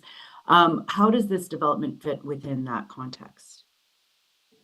So the Highland Creek Transportation Master Plan calls for a number of projects surrounding this site and throughout the Highland Creek village. The two projects that pertain or are proposed adjacent to this proposal are one, the signalized intersection at Military Trail and Highway 2A, and two, the re-looping of Moorish Road to connect to Kingston Road to the east. We've recommended in our report that we work with the applicant to use development charge funds that would be secured through this proposal to create a cul-de-sac at the end of Moorish Road, which would allow city staff to advance the signalized intersection and or the Moorish Road loop separately, whatever project takes priority, which I imagine would be the signalized intersection. So through the approval of this application, we believe this represents a positive move for achieving the goals of the Transportation Master Plan by being able to work with the applicant to build that cul-de-sac and close off Moorish Road. And happy to answer. I understand it's confusing. Happy to answer any questions. No, that's okay. Morris Road still does not have sidewalks. It will have a new park. Will the primary entrance for this building be on Morris, or will it be on Military Trail? The primary entrance, so vehicle access and access. So vehicle access is off of Military Trail, is proposed off of Military Trail, and that's where it's expected. There are residential entrances off of off of Military Trail as well. That's the main entrance. However, there are at-grade units fronting both the parkland and Military Trail, not Moorish Road. Okay, thank you. We also have another deputant, Ms. Tour. Would you like to speak to council? Committee council? He's on the next item. I think he's on the next item. Yes, our house is on the opposite side on Colonel Danforth on Military Trail. And I'm laughing at what you're saying, hey, it's going to be no impact. Right now, with the development being built right now at it's not even 3 stories, the impact on the community right now is huge. With the first development going on in Military Trail right now, saying that there's going to be no impact with the light. Live opposite the street, and you can already tell the spotlight that comes on there from the cranes is already impacting the village area right now. Adding this new development from, the bylaw says 6 stories to increase it to 8 stories is really changing the area. It's supposed to be a neighborhood area that's been that way for so long, for almost 40 years, the area time that my parents have lived in this area. We've seen the development and growth of this area. And this proposed change is adding a huge density to our area that hasn't been there. And you haven't taken into consideration like transportation of people right now. You try taking a bus at 8 o'clock in the morning and see how long it takes to get there. How much traffic's on Kingston Road because you guys decided to change, reduce a lane for the bus lanes? How much impact's been on Morningside Road because you've reduced things? Traffic increase in density to the area is going to be what? It's already a traffic through going from Scarborough and from downtown going towards Pickering. What's the impact of that? We're even talking about the master plan right now. We're still talking about the impact this building's having on the community. It's been an open spot for so long. Proposing an 8-story building there when you've been promising infrastructure improvements to the area for almost 20 years. You've done nothing, but an 8-story building is going to help. Having traffic go along Old Kingston Road, how is that going to be improved? Closing off Morris Road, great, you're going to close it off. You're going to increase in parkette, but then there's no parking spaces. Fighting for parking along right there off of Old Kingston Road, the amount of students in there having to park in there, having students parking along there, trying to have enough parking in that area. You've closed off a parking lot right at Morris Road and Old Kingston Road. How's that going to be impacted?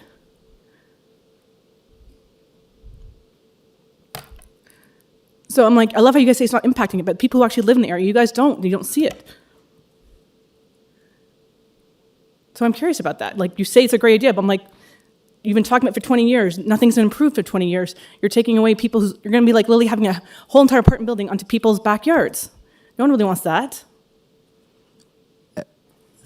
Through Ms. Tour, just with the indulgence of the members, staff cannot answer your questions. We can ask you questions that you're deputizing, and we can ask questions to staff, but you're not able to ask questions to staff.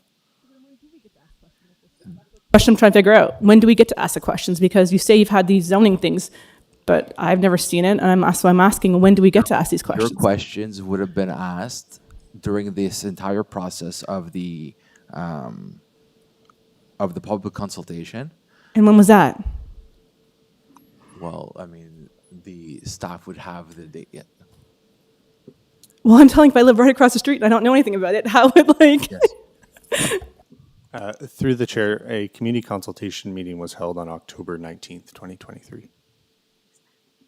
And yes, our typical radius, as council knows, is 120 meters. Deputy Mayor McKelvey, we worked with her and her staff to expand the radius to 250 meters of the site. So it was expanded beyond the typical 120. I assume that someone that lives right across the street from the development site would have been notified. So I am aware that there were addresses on Colonel Danforth Drive that did receive notice or should have received notice of the community meeting. I don't know if the deputant's address was on that mailing list. Okay, thank you. Any questions to the deputant? Seeing none, thank you, Ms. Tour, for your deputation. Any questions to staff? Sorry, we already had questions to staff. Any additional questions to staff? Deputy Mayor McKelvey? Seeing none. Speakers on the item? So I'll speak and move the item. Look, I don't love this much density in Highland Creek. Nobody does. But a process was followed. There was the community consultation. We have a staff recommendation before us. We do know that OLT does not go our way. So what's important is that we're trying to benefit as positively for the community as we can through this process. So there are, in this case, Section 37 funds that will be designated directly to community. Section 42 as well. We're going to have a brand new park right beside the buildings. The engagement has been done on that. I look forward to opening that. The one remaining thing I think we have to figure out is sidewalks on Moorish and the streetscaping along Moorish. So I think we'll have to work with transportation staff and potentially a small allocation of the Section 37 monies towards that. I think it's important if we're building a public park that it is easily accessible by community in a safe way. And right now we have cars from the local dealerships and shops that are leaving their cars all over Moorish there, and we don't want to have people walking in and out of that. So thank city staff for their work on this. Thank the community members that have been heavily involved in this process, coming out to the meetings, and move staff recommendations. Thank you, Deputy Mayor. All in favor of staff recommendations? Wait. Councilor McKelvey? Because I can't see your... Oh, she's there. Okay. So my screen. Okay. It carries. Thank you, Ms. Tour. SC 16.8, Highland Creek Village Transportation Master Plan, Official Plan Amendment Decision Report Approval. I have two speakers on the item, Steve Lay and Jazz Tour. Ms. Tour, would you like to speak on this item as well? I mean, you're already registered. Yes, I'm registered for this because, again, the consultation, I was never done that. It's the impact to our house alone is going to be huge. You're closing off of Colonel Danforth's access to the 401.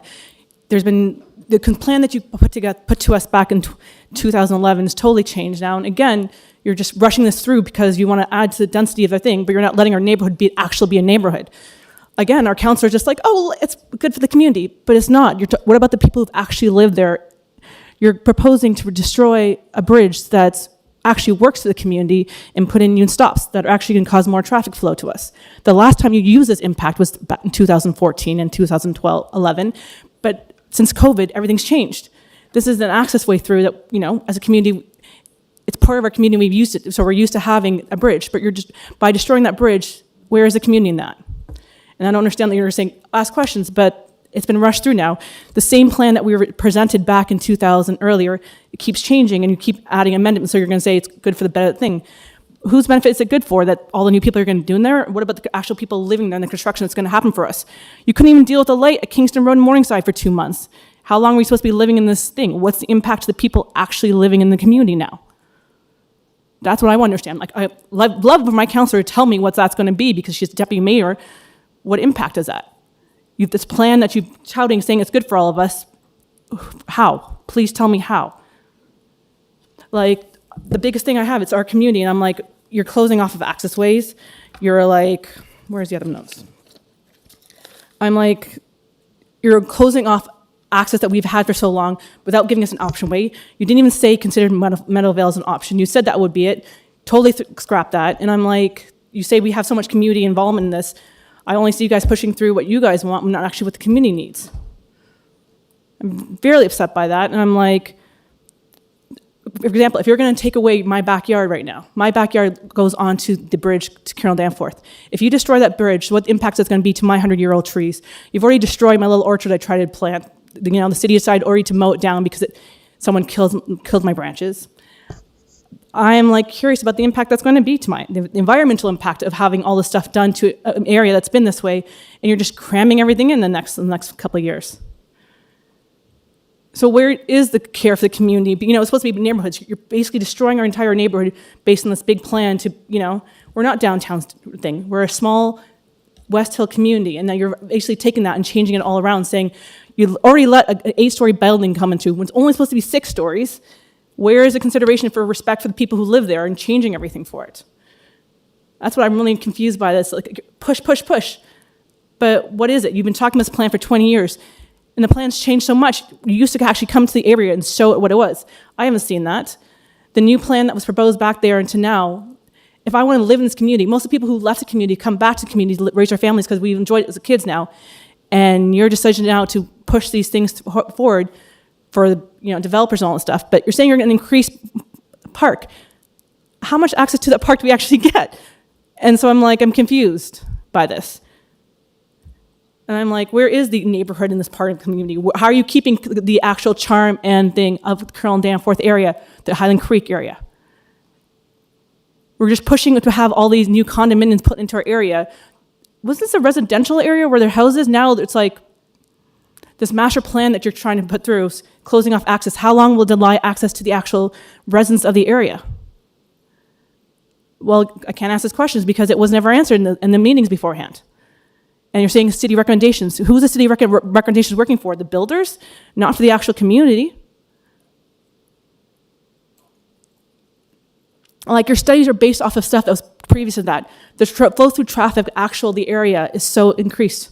And you're proposing already, we're proposing having this one building up next 2 years. We're proposing more.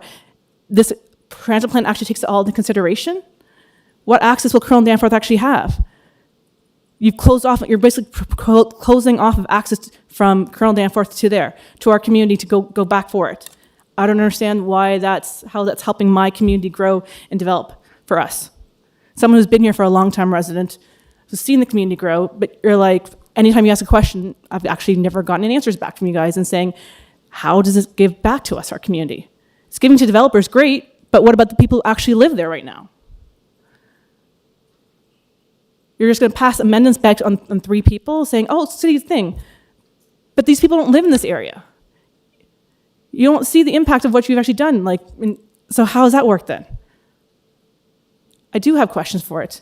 And that's what it should have been, a discussion made that, but not something to push through saying, oh, this is a master plan because you guys think it's a great idea, but you don't live in the area. You don't actually see how it impacts the people. Most of the people living in this area are seniors. And you're saying, increased time. I could be able to go downtown 20 years ago in less than an hour and 15 minutes now. Now it's taking me an hour and a half to get down there, the same amount of time. What increased bus do I have?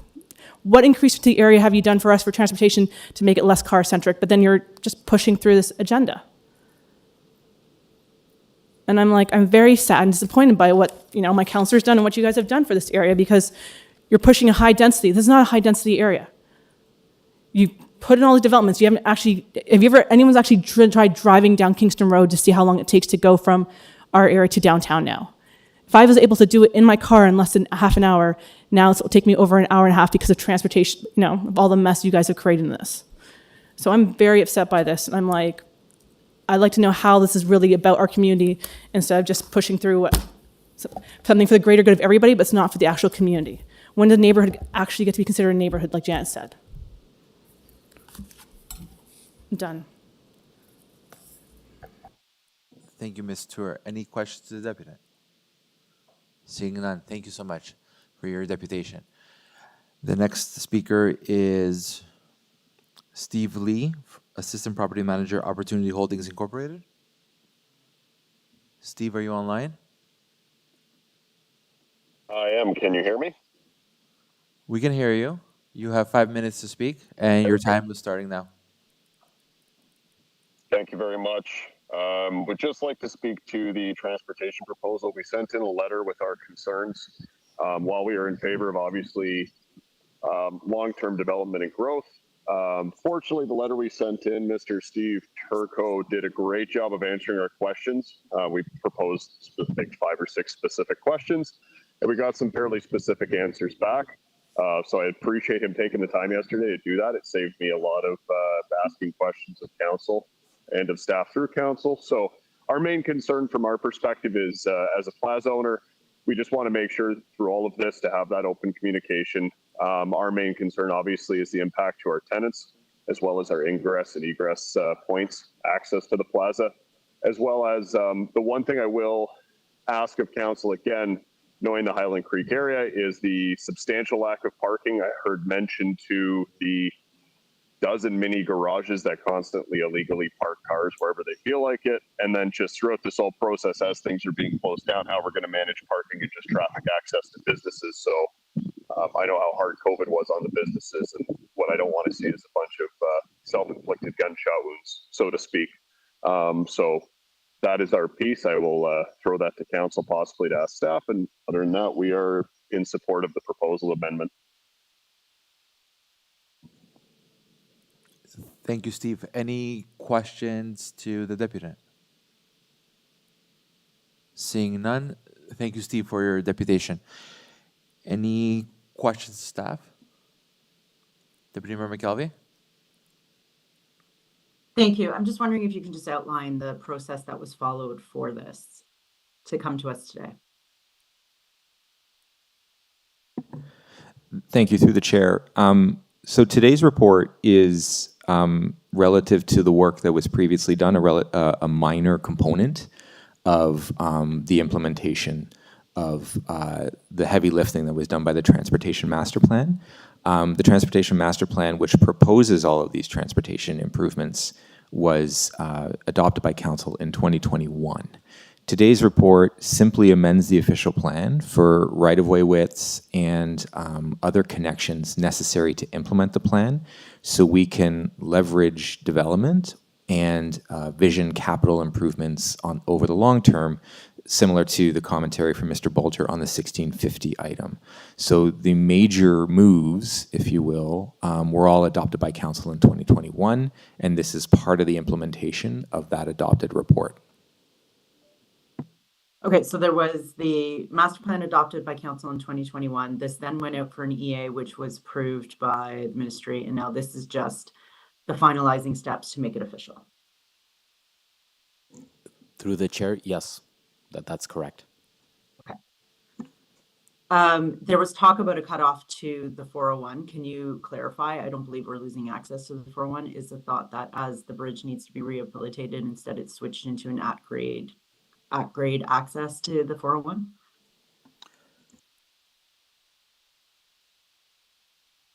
Through the chair, there's no plan cutoff to the 401 contemplated. Okay. And then this plan will happen over time as redevelopment happens. Like, this is, how long will it take to implement this? This is not a tomorrow thing. Like, when would we see changes around this? Through the chair and to the deputy mayor, the planned implementation timeframes were contemplated anywhere from 10 to 20 years. And the idea behind the plan was to deliver some of the projects through the redevelopment and intensification in the area, while others would be set for the capital program that's yet to be determined. Okay, and the question of the deputant around engagement, so in the right-of-ways and the access and the laneways and all of that, how does that happen, and how is their engagement with property owners going forward as this development happens? So through the chair and to the deputy mayor, the engagement would have occurred in multiple phases throughout the process. So as part of the transportation master plan that went for a 30-day review period in July 21st to August 19, 2022, there would have been an engagement process part of that. And then subsequently, as part of the OPA, earlier this year in June 13, 2024, we went for a community consultation. So there was an engagement process part of that. And in the future, when there is active applications coming in, there will be another engagement process as part of that process as well. Okay, so as the future applications and redevelopment happens, there's further engagement to iron out, those really nitty-gritty details. This is a master plan. It's a high-level network that's before us today. That is correct, through the chair. Okay, thank you. Councillor Thompson.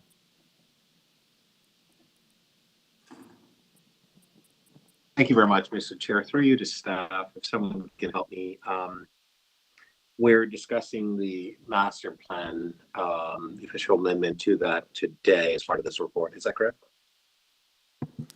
Through the chair, that's correct. It's an official plan amendment as part of the implementation of the council adopted transportation master plan.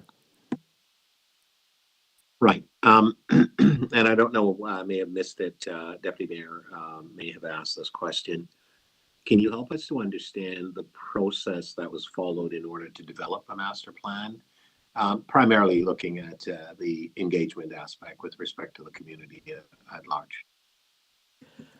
Through the chair and to Councillor Thompson, as part of the environmental assessment that was done in post 2021, there would have been consideration of alternatives, and as part of that, it's fairly engagement heavy with the community. They would have had public consultation events where the community would have had the opportunity to provide feedback, and staff would have taken that away and amended their preferred solution based on that feedback. So if someone says I was never notified, that is a possibility. However, it doesn't mean that notification was not directed to the community. Would that be correct? Through the chair, it is my understanding, Councillor, that there were public consultation events that had a fairly high uptake of participation during the phases 1 and 2 of the EA process. Right. What I'm trying to get at, though, I mean, notification would have been sent out by the mail, I gather. I mean, so a piece of paper would have gotten into someone's mailbox. They could have just disposed of it, not looked at it, and not being aware. But I gather that that's a possibility. Is that correct? Through the chair, that's a possibility, Councillor. Right. So help me to understand, and I realize your transportation, right? So maybe I may be directing my question to Mr. Ventresca. Can you help me to understand what is it was referenced residential community or residential area. Can you help me to understand what that definition is? What does that mean? How does that relate to a building that is 6 stories, but that's allowed in the area, but obviously now it's an 8-story building? Can you maybe just sort of unpack that for me, please? Through the chair, the proposed development, particularly in the south part of the village on the north side of Highway 2A, is residential. It's multifamily residential, so the scale is different. South of Highway 2A, along Colonel Danforth, Island Road, the lands are designated neighborhoods. So again, a residential designation, but at a lower scale. So that could be the difference that's being alluded to. And just as a follow-up to your previous question, Councillor, within the TMP study, over 7,000 notices were sent out to each before each stakeholder meeting and public information center. So it was widely advertised both by mail and also through other means, websites, etc. And that would have been the forum for questions to be asked and answers to be given to the general public. Would that be correct? That's correct. As Mr. Rahman indicated, it's an engagement-heavy process with multiple engagement sessions through development of alternatives, evaluation of said alternatives, and ultimately a preferred outcome that would have been shown to the community prior to its adoption by Infrastructure and Environment Committee, which is, again, a public process. Right. Okay. Thank you. Those are my questions, Mr. Chair. Thank you, Councillor Thompson. I also have just one question to staff, to Mr. Vendresca. Was this application for the aid done during COVID? Through the chair, this was not an application per se. It was a city-initiated process that was undertaken after the adoption of the secondary plan for Highland Creek Village. Much of the work was done pre-COVID, but during the engagement process, there were likely some virtual or hybrid options for engagement. Okay. Thank you so much. Any other questions? Councillor Canadaville. Just a quick question. Very broadly, I know the title is Transportation Master Plan. Are there recommendations to change zonings or anything to that nature? Through the chair, the recommendations before you do recommend official plan amendments, but only as they relate to right-of-way widths and connections. They don't change any development entitlements within the village or the broader area. Thank you. Any speakers on the item? Deputy Mayor? So thank you. I want to thank staff for their hard work. Probably, I think, 20 years that this study has been going on. A very long time. I remember long before being elected, being very engaged on this topic as a local resident, attending the open houses, and we had hundreds of people in those meetings. There were different options that were shown. At one point, there was options for roundabouts. People didn't like that because they said people don't know how to drive on roundabouts here. We're not British. There were proposals for new bridges going over the bypass at Meadowvale. People didn't want those. There were lots and lots and lots of changes and options and things that people looked at. The businesses were heavily involved looking at safety, how we can have more safety pulling in and out of those businesses along Old Kingston Road. The Highland Creek Association had multiple briefings with their organization and engagement. This is exactly the type of engagement that we want to see more of in the city of Toronto, and that's what we did here. Today is a little weird. I actually find it unfortunate this has to come back to council again to make the official plan amendment, because we already adopted the master plan, the transportation master plan, in 2021. It went out for another round of EA consultations, approval by the minister, but then it still needs to come back to council just to make it official. I think that's unfortunate. I think it creates confusion. It makes it seem like it's something, a new item and a new consideration. But really today is very much a formality. And I look forward to, making those transportation improvements, especially along Military Trail and along Moorish, so that we can improve the safety for people getting through the village. The village is a little bit of a complicated route through. It's very dangerous right now, particularly for cyclists. And as I had mentioned, for people accessing those businesses to pull in and out. So over the next 10 to 20 years, as development happens, which will happen because people own properties and people have a right to consider rebuilding on their property. And we have a role in reviewing that and trying to make sure that it's done in a way that mitigates impacts in the best way. And in the previous item, we saw trying to ensure that we have some community benefits, and that includes that park on Moorish and streetscape improvements through Old Kingston Road. So thank you again to city staff for this work on this. And I'm happy that we'll finally be able to close the chapter on this and move forward with more engagement on other items of importance to our community. Councillor Thompson? Thank you very much, Mr. Chair. I just wanted to speak briefly, as I do frequent this area to get some of the best pizza in the Highland Creek area. Fratelli's Pizzeria is one of my favorites in the area. But I wanted just to add my voice to the comments that's been made by Deputy Mayor McKelvey and so on. And she is correct. This matter has been around for a long time. In fact, her predecessor, Mr. Moser, who was very active and obviously cared a lot about this area. And I know that on numerous occasions where the village actually came out to speak, we had some late night meetings in the council chambers and so on. We used to have some night meetings to discuss issues around this very important matter as it relates to transportation master plan for this area. This is a beautiful area, and I know that people are very passionate about the area and so on. And obviously, some people want no changes to the area, and it's it's a very storied historical area in the Scarborough area, and it's beautiful. But we, many years ago, talked about the fact that change will come in a variety of different ways, but at the same time, respecting the beauty of the area and wanting to ensure that its enhancement is with keeping with the intent of the Highland Creek community and the beauty of it. But I also wanted to just add, I've known Deputy Mayor McKelvey for some time now as a colleague and so on. I know how much she cares about matters in her community, and her leadership is stellar.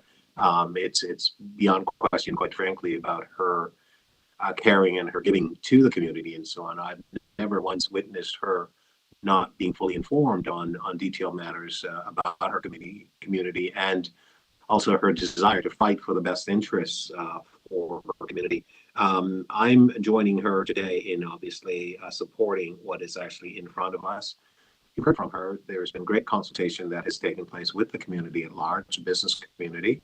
I've seen, because I've been here a lot longer than the deputy mayor as a member of council in Scarborough, and I've actually seen the process, and I've witnessed, the dogged nature of how the late Ron Moser would fight for this area and fight for the community. And of course, the deputy mayor has taken on some of those elements of fighting for the community and broadly in terms of work across the city as a whole. So I just simply wanted to add my voice and support, and just to make the comment of I appreciate her leadership on behalf of her community. Those are the comments I wanted to make, Mr. Chair. Thank you. And to thank the Deputy Mayor, of course, for her leadership. Thank you, Councillor Thompson. Any other speakers? Seeing none, Deputy Mayor McKelvey, would you like to move staff recs? Deputy Mayor? Moving staff recs. All in favor of the staff recommendations? So moved. So moved. Carried. That's right.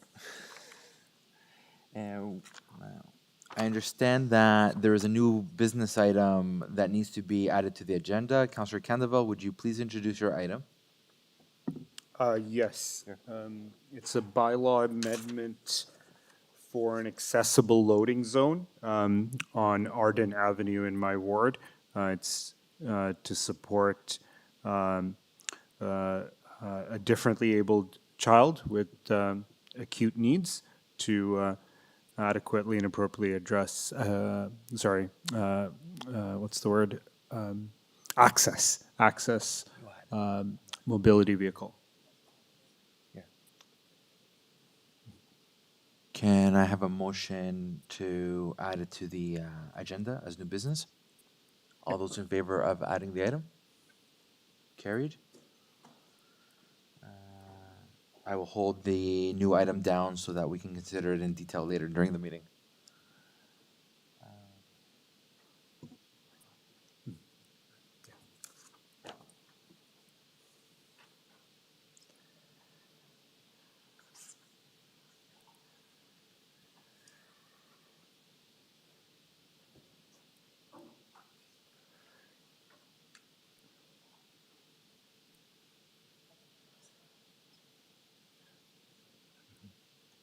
SC 16.9, Councillor Candival, you've held the item.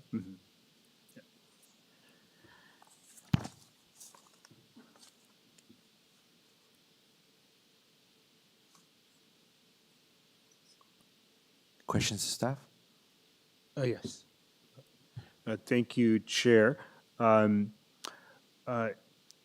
staff, this application saw, which was initially submitted, I believe, 2 years ago, saw staff provide feedback addressing the inappropriate nature, broadly inappropriate nature on this application. Following the resubmission, actually sought higher densities, and as a result, staff is recommending to oppose this at OLT. Can staff speak to the context to this opposition and the nature of this to the zoning context? Thank you. Through the chair, Councillor, your summary of the timeline is correct. And on page 6 of the staff report, there's a table comparing the two submissions. Broadly, the March 2024 resubmissions, which were appealed, citing council's lack of decision under the timelines, increased the height of the buildings from 29 and 12-story buildings to 42 and 21-story buildings. Also removed the provision of a public street to provide access and address through the site, as well as removed a previously proposed public park, instead having a POPs space. Staff were not supportive of these revisions for reasons outlined in the report, namely the deletion of the public assets, the street and park, the lack of consideration for built form, and overall intensification that is out of keeping with the apartment neighborhoods designation, which speaks to compatible built form with existing context.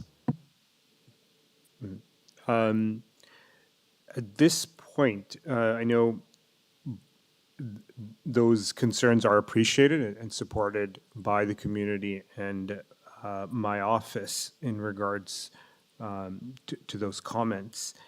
At this point, in any of the recommendations, can there be direction, whether now or in the time leading to council, to include language on non-residential use? Through the chair, recommendation 2 does provide staff with authority to continue discussions to seek revisions to the proposal to resolve issues, and those are issues identified in the report, as I just mentioned, but also others, including the provision of non-residential floor space, which is something supported by the apartment neighborhood designation, locally serving non-residential floor space, so would be in conformity with that. So it would be part of the policy conversation, but is certainly an issue that we can bring in the next conversations with staff or seek to secure through an OLT proceeding. Mm-hmm.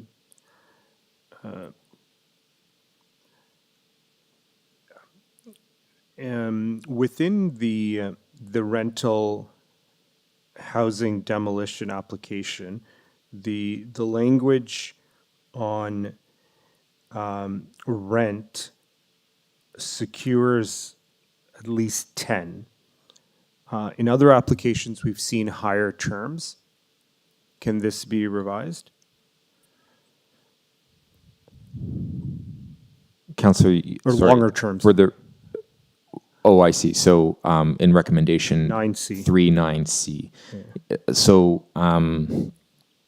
those recommendations were provided by our community policy staff, our rental housing staff, and is our standard rate. Through settlement conversations, there are opportunities for that to be increased if that is intended to be a point of negotiation. Mm-hmm. As well, that particular report on the RH would have to come back, on the rental housing files, sorry, would have to come back via community council to city council for a decision, Mm-hmm. and that might be the appropriate opportunity to secure additional rent rates. Okay. And lastly, are there any planned discussions or meetings with the applicant leading to council? Through the chair, there's nothing scheduled certainly between now and city council.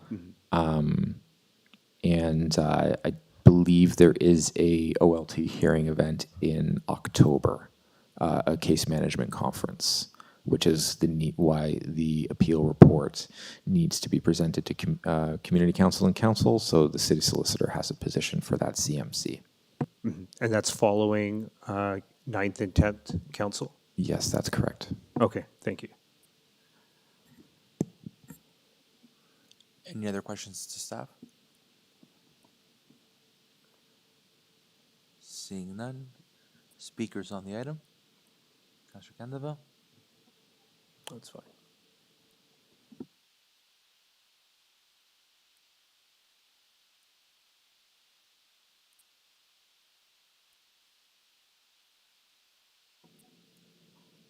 Would you like to move staff recommendations? Yeah, happy to move. All in favor of staff recommendations? Carried. 1610, 143 Dunington Drive Fence Exemption Report, Ward 20. We have a speaker on the item, Ms. Teresa Steger. Good morning, Teresa. You have Hi. 5 minutes to speak. Can you hear me? We can hear you. Yes. I'm Teresa Steger. I'm a resident of Scarborough for over 20 years. In May 2023, I bought my home at 143 Dunnington Drive, so I've been there for over a year. Since June of 2023, I've been working quite diligently, actually, with 3 different groups of city bylaw and inspectors to try to get my fence for my pool approved. And I'm here today mostly just to answer any questions that you may have so that we can get this resolved. Councillor Candeville. Thank you, Chair, and through you, thank you, Ms. Steger. I understand your neighbors are comfortable with what you have there, if you can Yes. confirm there, and you've shared. All 3 of my neighbors have provided letters of support. The fences have been there prior to any of them and myself being in our home. So they've been there probably over 10 years, and 2 of my neighbors are quite new, newer than I am. And one of my neighbors is a little bit longer standing in the neighborhood, but they've all provided letters of support. Thank you, Teresa. Any other questions to Ms. Steger? Seeing none. Teresa, thank you for your deputation.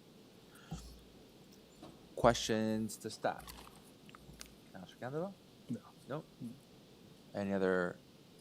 Anyone else? Seeing none.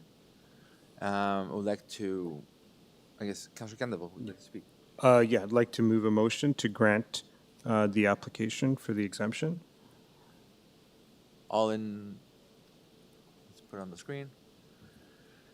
That Scarborough Community Council grant the application for an exemption permit by the owners of 143 Dunnington Drive to allow the rear yard fences on the north, south, and east sides to exceed 2 meters and to allow the deck guard to maintain a height which is less than 2 meters, 1/16 of inches below the standard. All in favor of the motion? Carried. Thank you. Next item is 1620 Meadowvale Road and Rotary Drive traffic control signals, Ward 25, Deputy Mayor McKelvey. We have 2 speakers on the item, Marley Severin and Pam Allen. Marley, are you here in the chamber? Marley's here.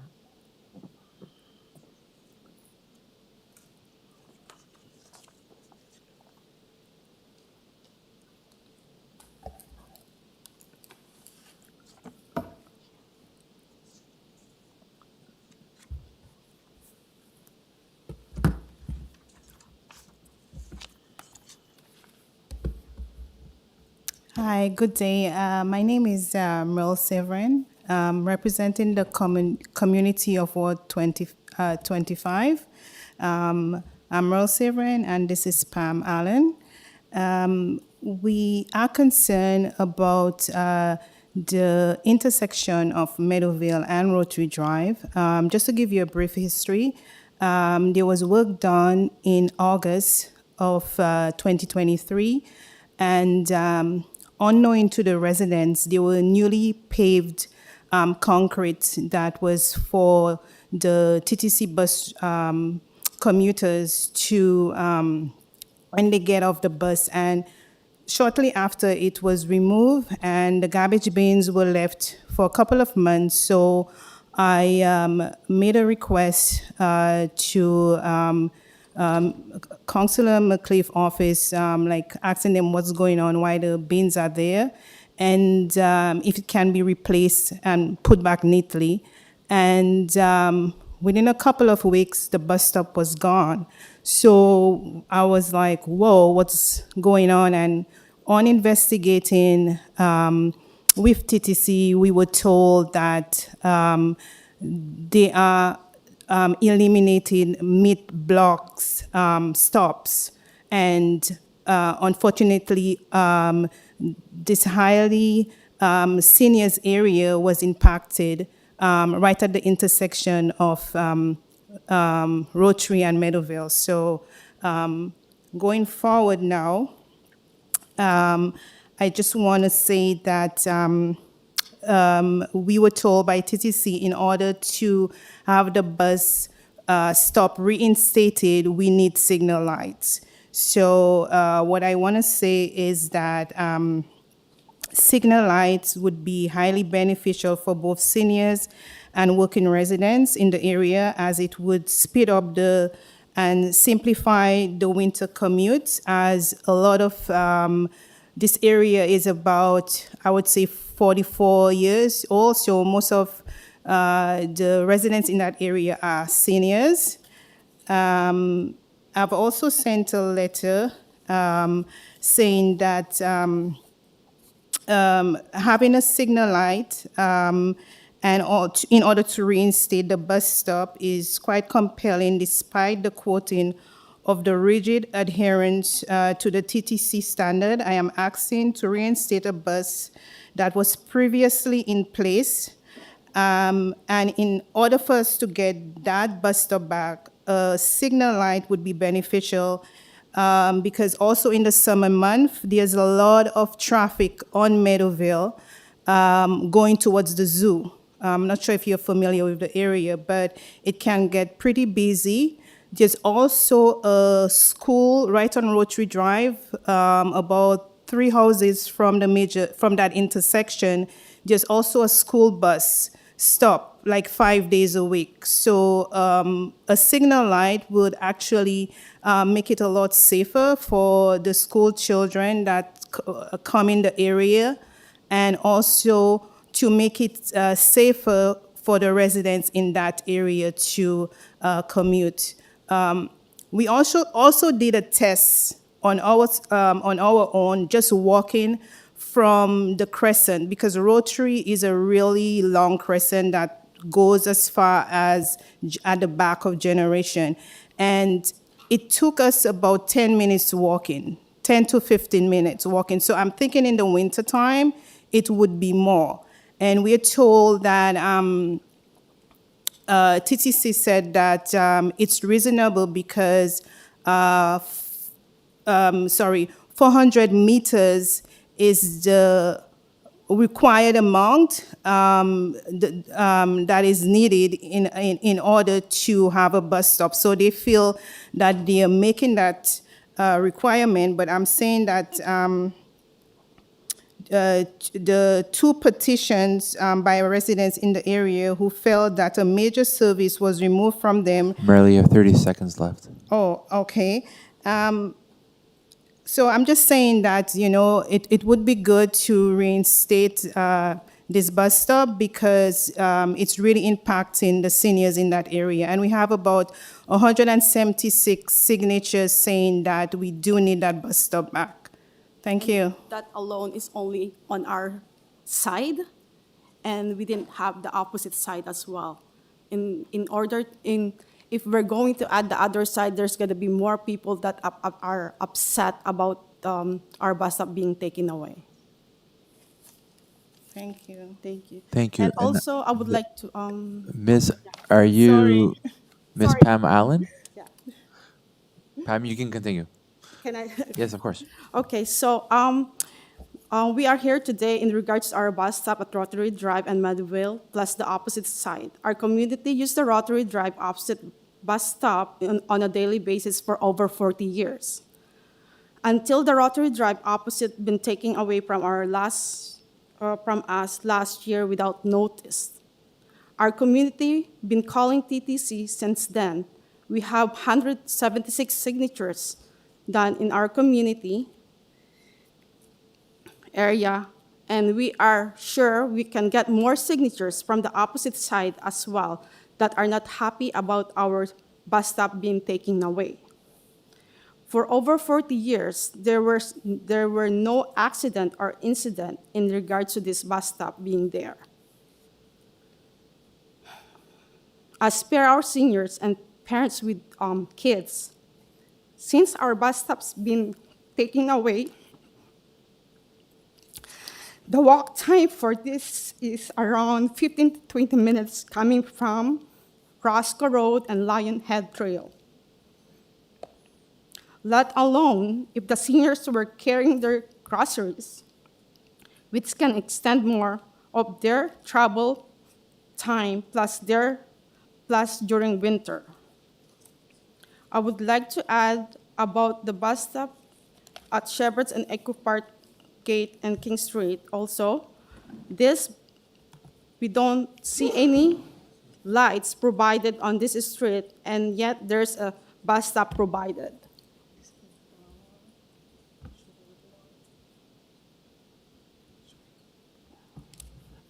So I don't know if you can see it. I don't know if they can see. Yeah. So you can.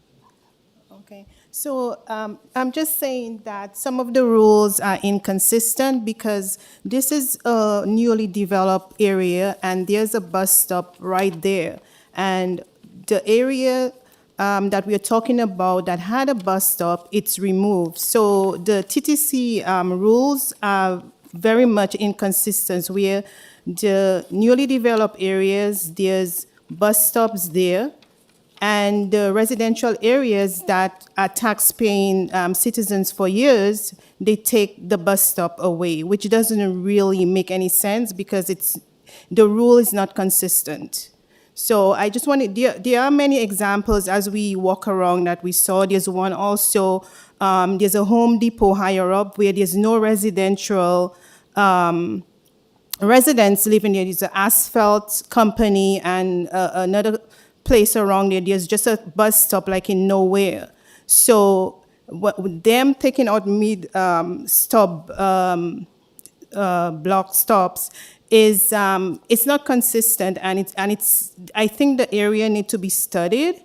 And I just also want to say that I also thank the TTC and the mayor's office for their help and giving us direction on the right course of the right process to take, but we still have to say that we would like the signal light in order for us to have our bus stop back. So thank you.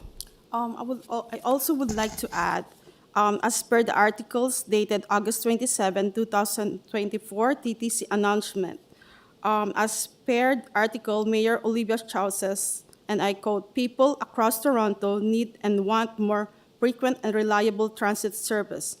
And I am thrilled to say we are delivering just that. The TTC is the lifeblood of Toronto, and I'm proud of the tremendous progress we've made towards returning service to pre-pandemic levels.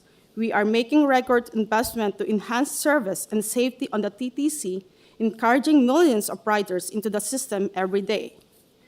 We don't feel the progress because instead our bus stop was taken away, and this is holding us back, and added stress to our seniors in our community. Our community feels neglected and abandoned due to the removal of the bus stop we rely on for over 4 decades.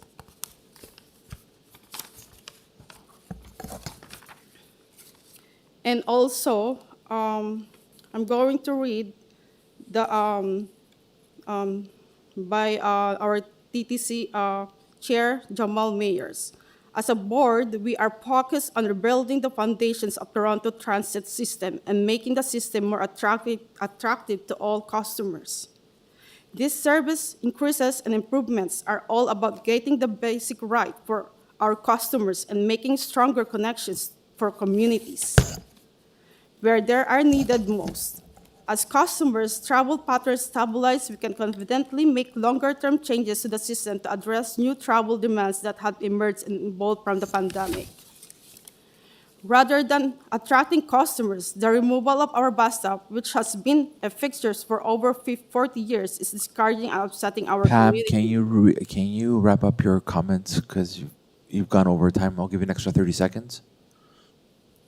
Okay, and also I am incredibly proud, and also quote from Rick Larry, I am incredibly proud of the progress we have made in rebuilding from the challenges posed by a pandemic, and I'm confident that the ongoing service improvements and our strategic long-term plans will further elevate public transit in Toronto.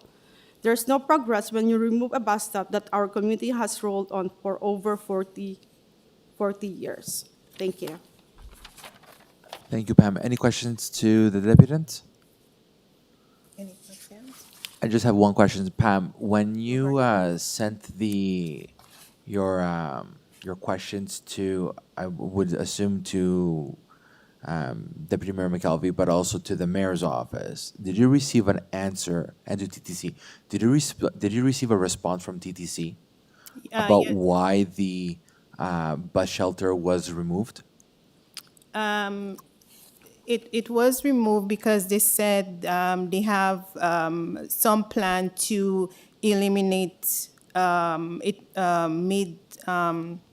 mid-block stops. Mm-hmm. So there was no study that was done in our area. It was just removed. And when we walk around the neighborhood, there are so many of these mid-block stops. Some where there's no one really living there. So we were wondering if it's because we sent a letter asking them to put the garbage bin back up that was left for months after work was done, or if it's just a coincidence it happened. But as I said, there's even at the back of Roscoe and Meadowvale, there's also at the turn, there's a few stops there all around Shepherd. There's so much examples in Scarborough of that. So I'm saying that if there's a high population of people that's living there, there can be mediums put in the street, there can be signal lights, but to help the commute in the morning, because just driving down on Meadowvale going towards Kingston, the traffic is pretty heavy. So if you could get to the bus stop faster in the morning, rather than walking so far, it's a benefit to the community. So that's the point we are making. But there was no concrete. They also said that putting a signal light would cost $220,000. But it would be considered, I believe, in 2025, if I'm quoting that correctly. So that's the feedback we've gotten. Okay, thank you. Thank you. Any other questions to the deputants? Yeah. Thank you, Chair. Sorry if I missed this. When was the TDC stop removed? I believe in August of 2023. And the rationale, if any, was provided that there wasn't enough usage? No, there was. It was just a general. They just took it off. They just took it off. We don't. When you emailed the TDC, did you get a response? Yes, I believe, yeah, I got a response from, the last name is Sahuta Ajan, and he gave me the general reason in terms of when something is done, like copy paste explanation, but it wasn't really specific to our area, because it's a highly senior area. Like imagine like I lived in that area for 30 years now. My son is all grown up, but there were people living there long before I was there, and they're still there. So they're seniors right now. And they said to me while we were doing this petition that, it's crazy that the bus stop is not there. There was also a letter sent to me by someone saying that there was 2 accidents. I believe I read it in one of the briefing that there was 2 accidents, but it wasn't pedestrian accident. There was 2 pedestrian accidents at Meadowvale and Shepherd, which is not close to my area. And there was also, yes, there was an accident at the intersection of Rotary, but it was the police that was chasing someone and they end up in someone's fence. So it wasn't, like accident per se, caused on like 2 cars maybe not looking at one another or what have you. So it was a chasing kind of accident. So Thank you. yeah. Seeing that we don't have any other questions to the deputants? Seeing none, thank you so much for your deputations. Okay, thank Questions you. to staff? Seeing none, speakers on the item? Question. Deputy Mayor McKelvey? Deputy Hi. Mayor? Thank you. I'd like to move to defer this item. So I've asked TTC if they can go on a walkabout with us and the residents standing up there as deputants. So I was hopeful we were going to get a positive recommendation for the traffic light. That would have made life a lot easier. So I think we'll have a walk around and see, what can be done here. I'm worried that if I do pass the light today, I still don't have the assurances from TTC that they'll bring the bus stop back. So I'd like us to, now that we have this information, go out, have a walk around and see what can be done. I understand TTC's rationale for not wanting to encourage people to cross the road to a bus stop, right? And so it's these orphan bus stops that they're looking. I don't know that on both sides of the road they're necessarily an orphan either, but anyway, I think we should all walk around together. We have the contact of the deputants, or my office will get the contact of the deputants.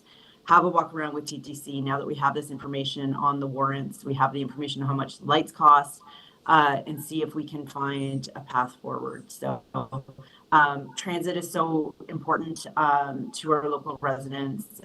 We want to encourage more use of transit, so we need to make it easy. And I'm hopeful we can find a path forward together. So I'm just asking for a deferral today until next month. Thank you so much. Thank you. We appreciate it. All in favor of the deferral? Carried. Now we're going to go into the new items of business. SC 16.24, Antrim Crescent Speed Hump installation. Councillor Thompson.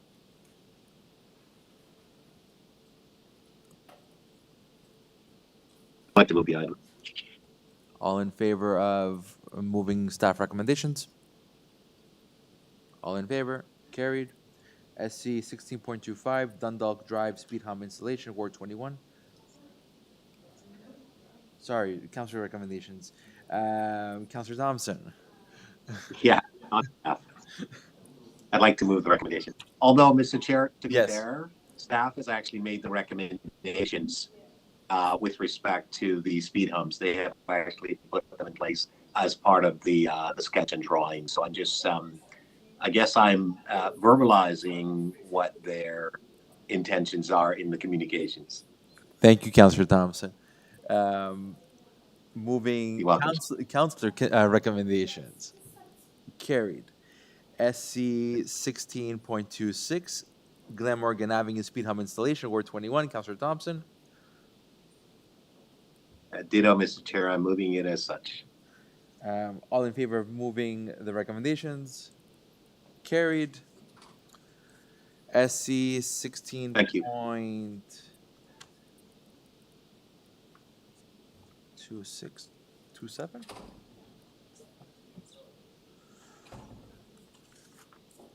Construction staging area, time extension, 1161 Kingston Road, Councillor Candaville. Just a few questions to staff. Thank you, Chair. Through you, this has been an incredible point of soreness in the community along Corselet, Blantyre, Fallingbrook, and the adjacent streets. Councillor Candaville, sorry that I'm interrupting you. Yeah, no problem. I don't think we have quorum.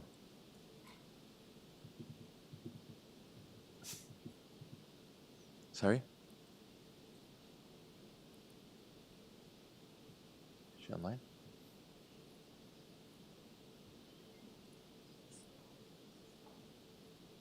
Yes, I would just call a quick recess for I guess 5 minutes until Councillor McGelvey comes back.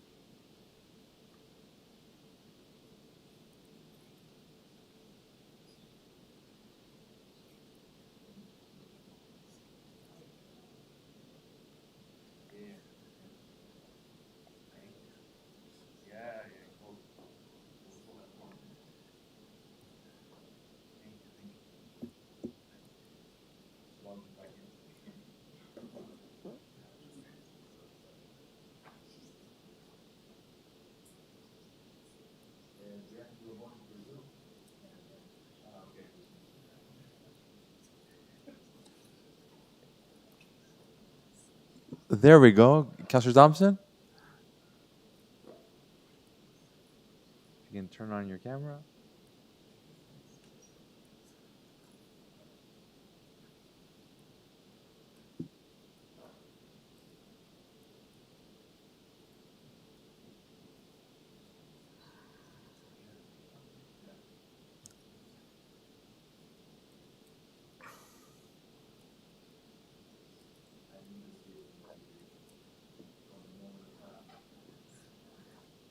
Is this the most ever folks? Oh.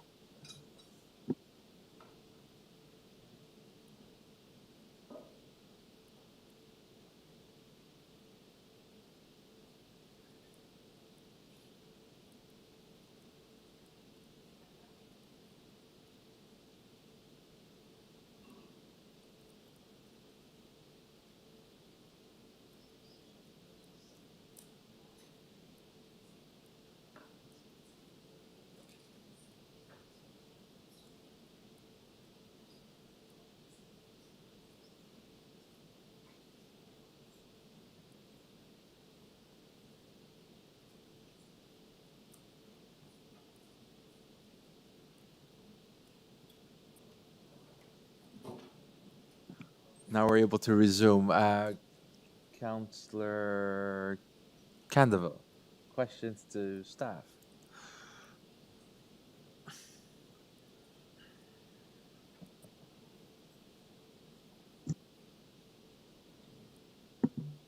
Thank you, Chair. This particular development has been a sore spot for many in the community.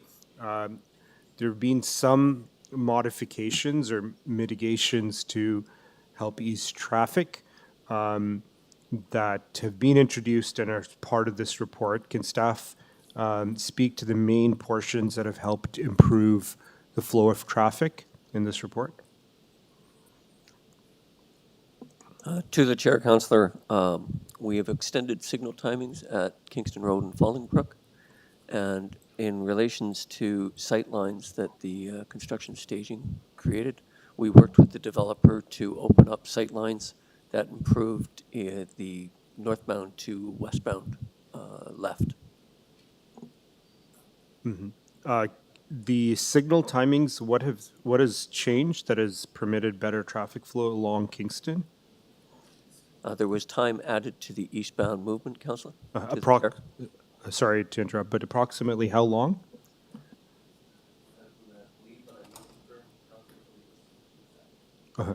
In staff's opinion, if as more people are going back to office and folks are obviously back from perhaps summer break, and there's added pressure on Kingston Road, can there potentially be more time added to the east-west Kingston if required? To the chair, Councillor, I will confirm with our signals group of whether or not timing can be added to the signal. If the timing on the signal is maxed out, it won't be able to be, but I will confirm that. Okay, thank you. The report, and I think item 1, can staff speak to the expectation outlined in this report is by April 30th next year, Kingston Road would be reopened, or sorry, rather that right lane, curb lane on the south side would be reopened. What are the implications to the builder if they haven't reopened it by May 1st? To the chair, Councillor, barring any situation that would require a longer time, they wouldn't be getting an extension for the occupation of Kingston Road. And if they kept the occupation on there, obviously would be facing complications from bylaw. Mm-hmm. Thank you. And many in the community see the development just east of this on the north side of Kingston Road at Warden. And you have a much bigger building, but Kingston Road is not closed. Can staff, I don't know if this is planning or building, could speak to the reason? I imagine it is the setback that's present on the Warden and Kingston location, whereas this Courcelette one, there is no setback. Can that be confirmed?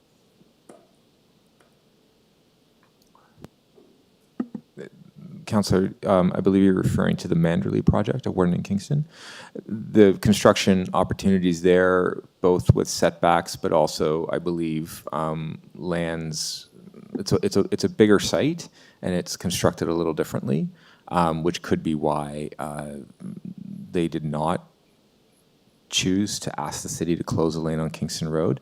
But on the 1161 site at Courcelette, it's a very tight site, and I believe their construction practice was such that they had to and have been through this process with community council now twice, I believe, right? Yes. Can you confirm if there's any setbacks on the 1161 site, or are they building right to the curb? There are setbacks at the grade level. Right. The building then steps out, if I believe. There is still a setback, but not as pronounced, and then it steps back on the Kingston Road frontage. So you wouldn't be able to drop construction equipment or a trailer while the forming is going up. Mm-hmm. And on the Courcelette side, there are setbacks. I don't have them off the top of my head, but there's a significant grade change from Kingston Road south, which could be why they aren't able to properly stage the material they need to stage on the Courcelette frontage. So ultimately, in relation to the Kingston Road portion, the setback isn't sufficient to allow staging of the construction to allow the 2 lanes of Kingston to be open, correct? Partially setback, but also the right-of-way widths at this segment of Kingston Road are a little narrower than the Warden end of Kingston Road. So there's the setback question, but also there's not as much boulevard to keep a sidewalk and things operational. Thank you. Thank you, staff. Any other questions to staff? Seeing none, questions, speakers on the item? Councillor Candeval. Thank you, Chair, and through you.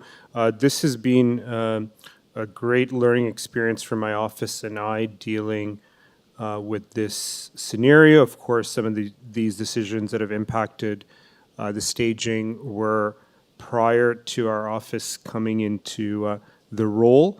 I think there's a lot of learned lessons from this, including how to engage with the community and how to make proper urban design in tight spaces. I appreciate the staff work on helping address the mitigations that, of course, came from a very engaged community as well as our office to identify serious safety concerns about line of sight and the impact on a lot of school children going through to Courcelette Public School, and of course seniors and drivers in the neighborhood, especially with the Queen Street traffic. So our office is hopeful that staff will continue to keep a keen eye on the work that's happening here, moving towards resolution within the next 7.5 months. Thank you.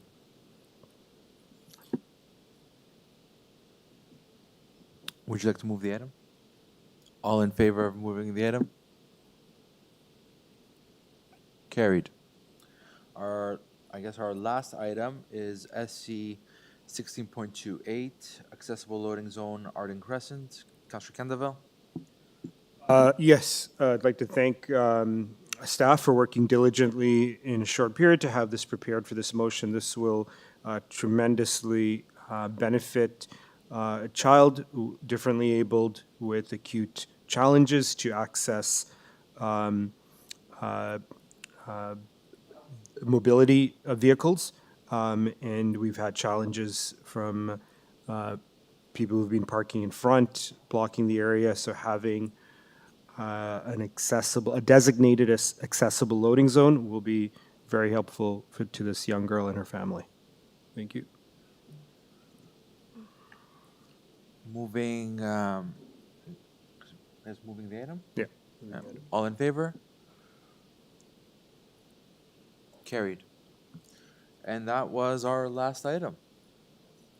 Now to introduce the confirmatory bills. Councillor Candeval. It's been a while. That bills 874 to 878, prepared for the September 19th, 2024, meeting 16 of the Scarborough Community Council, be declared as bylaws and passed subject to section 226.9 of the City of Toronto Act 2006. All in favor? Carried. That confirmatory bills to confirm that the legislative proceedings of the Scarborough Community Council, acting under delegated authority at meeting 16 on September 19, 2024, be declared as bylaws and passed subject to section 226.9 of the City of Toronto Act 2006. All in favor? Carried. And meeting adjourned. And I hope everyone has a pleasant afternoon. Today, I think we're going to have to do it. There we go. Good job, Mr. Chair.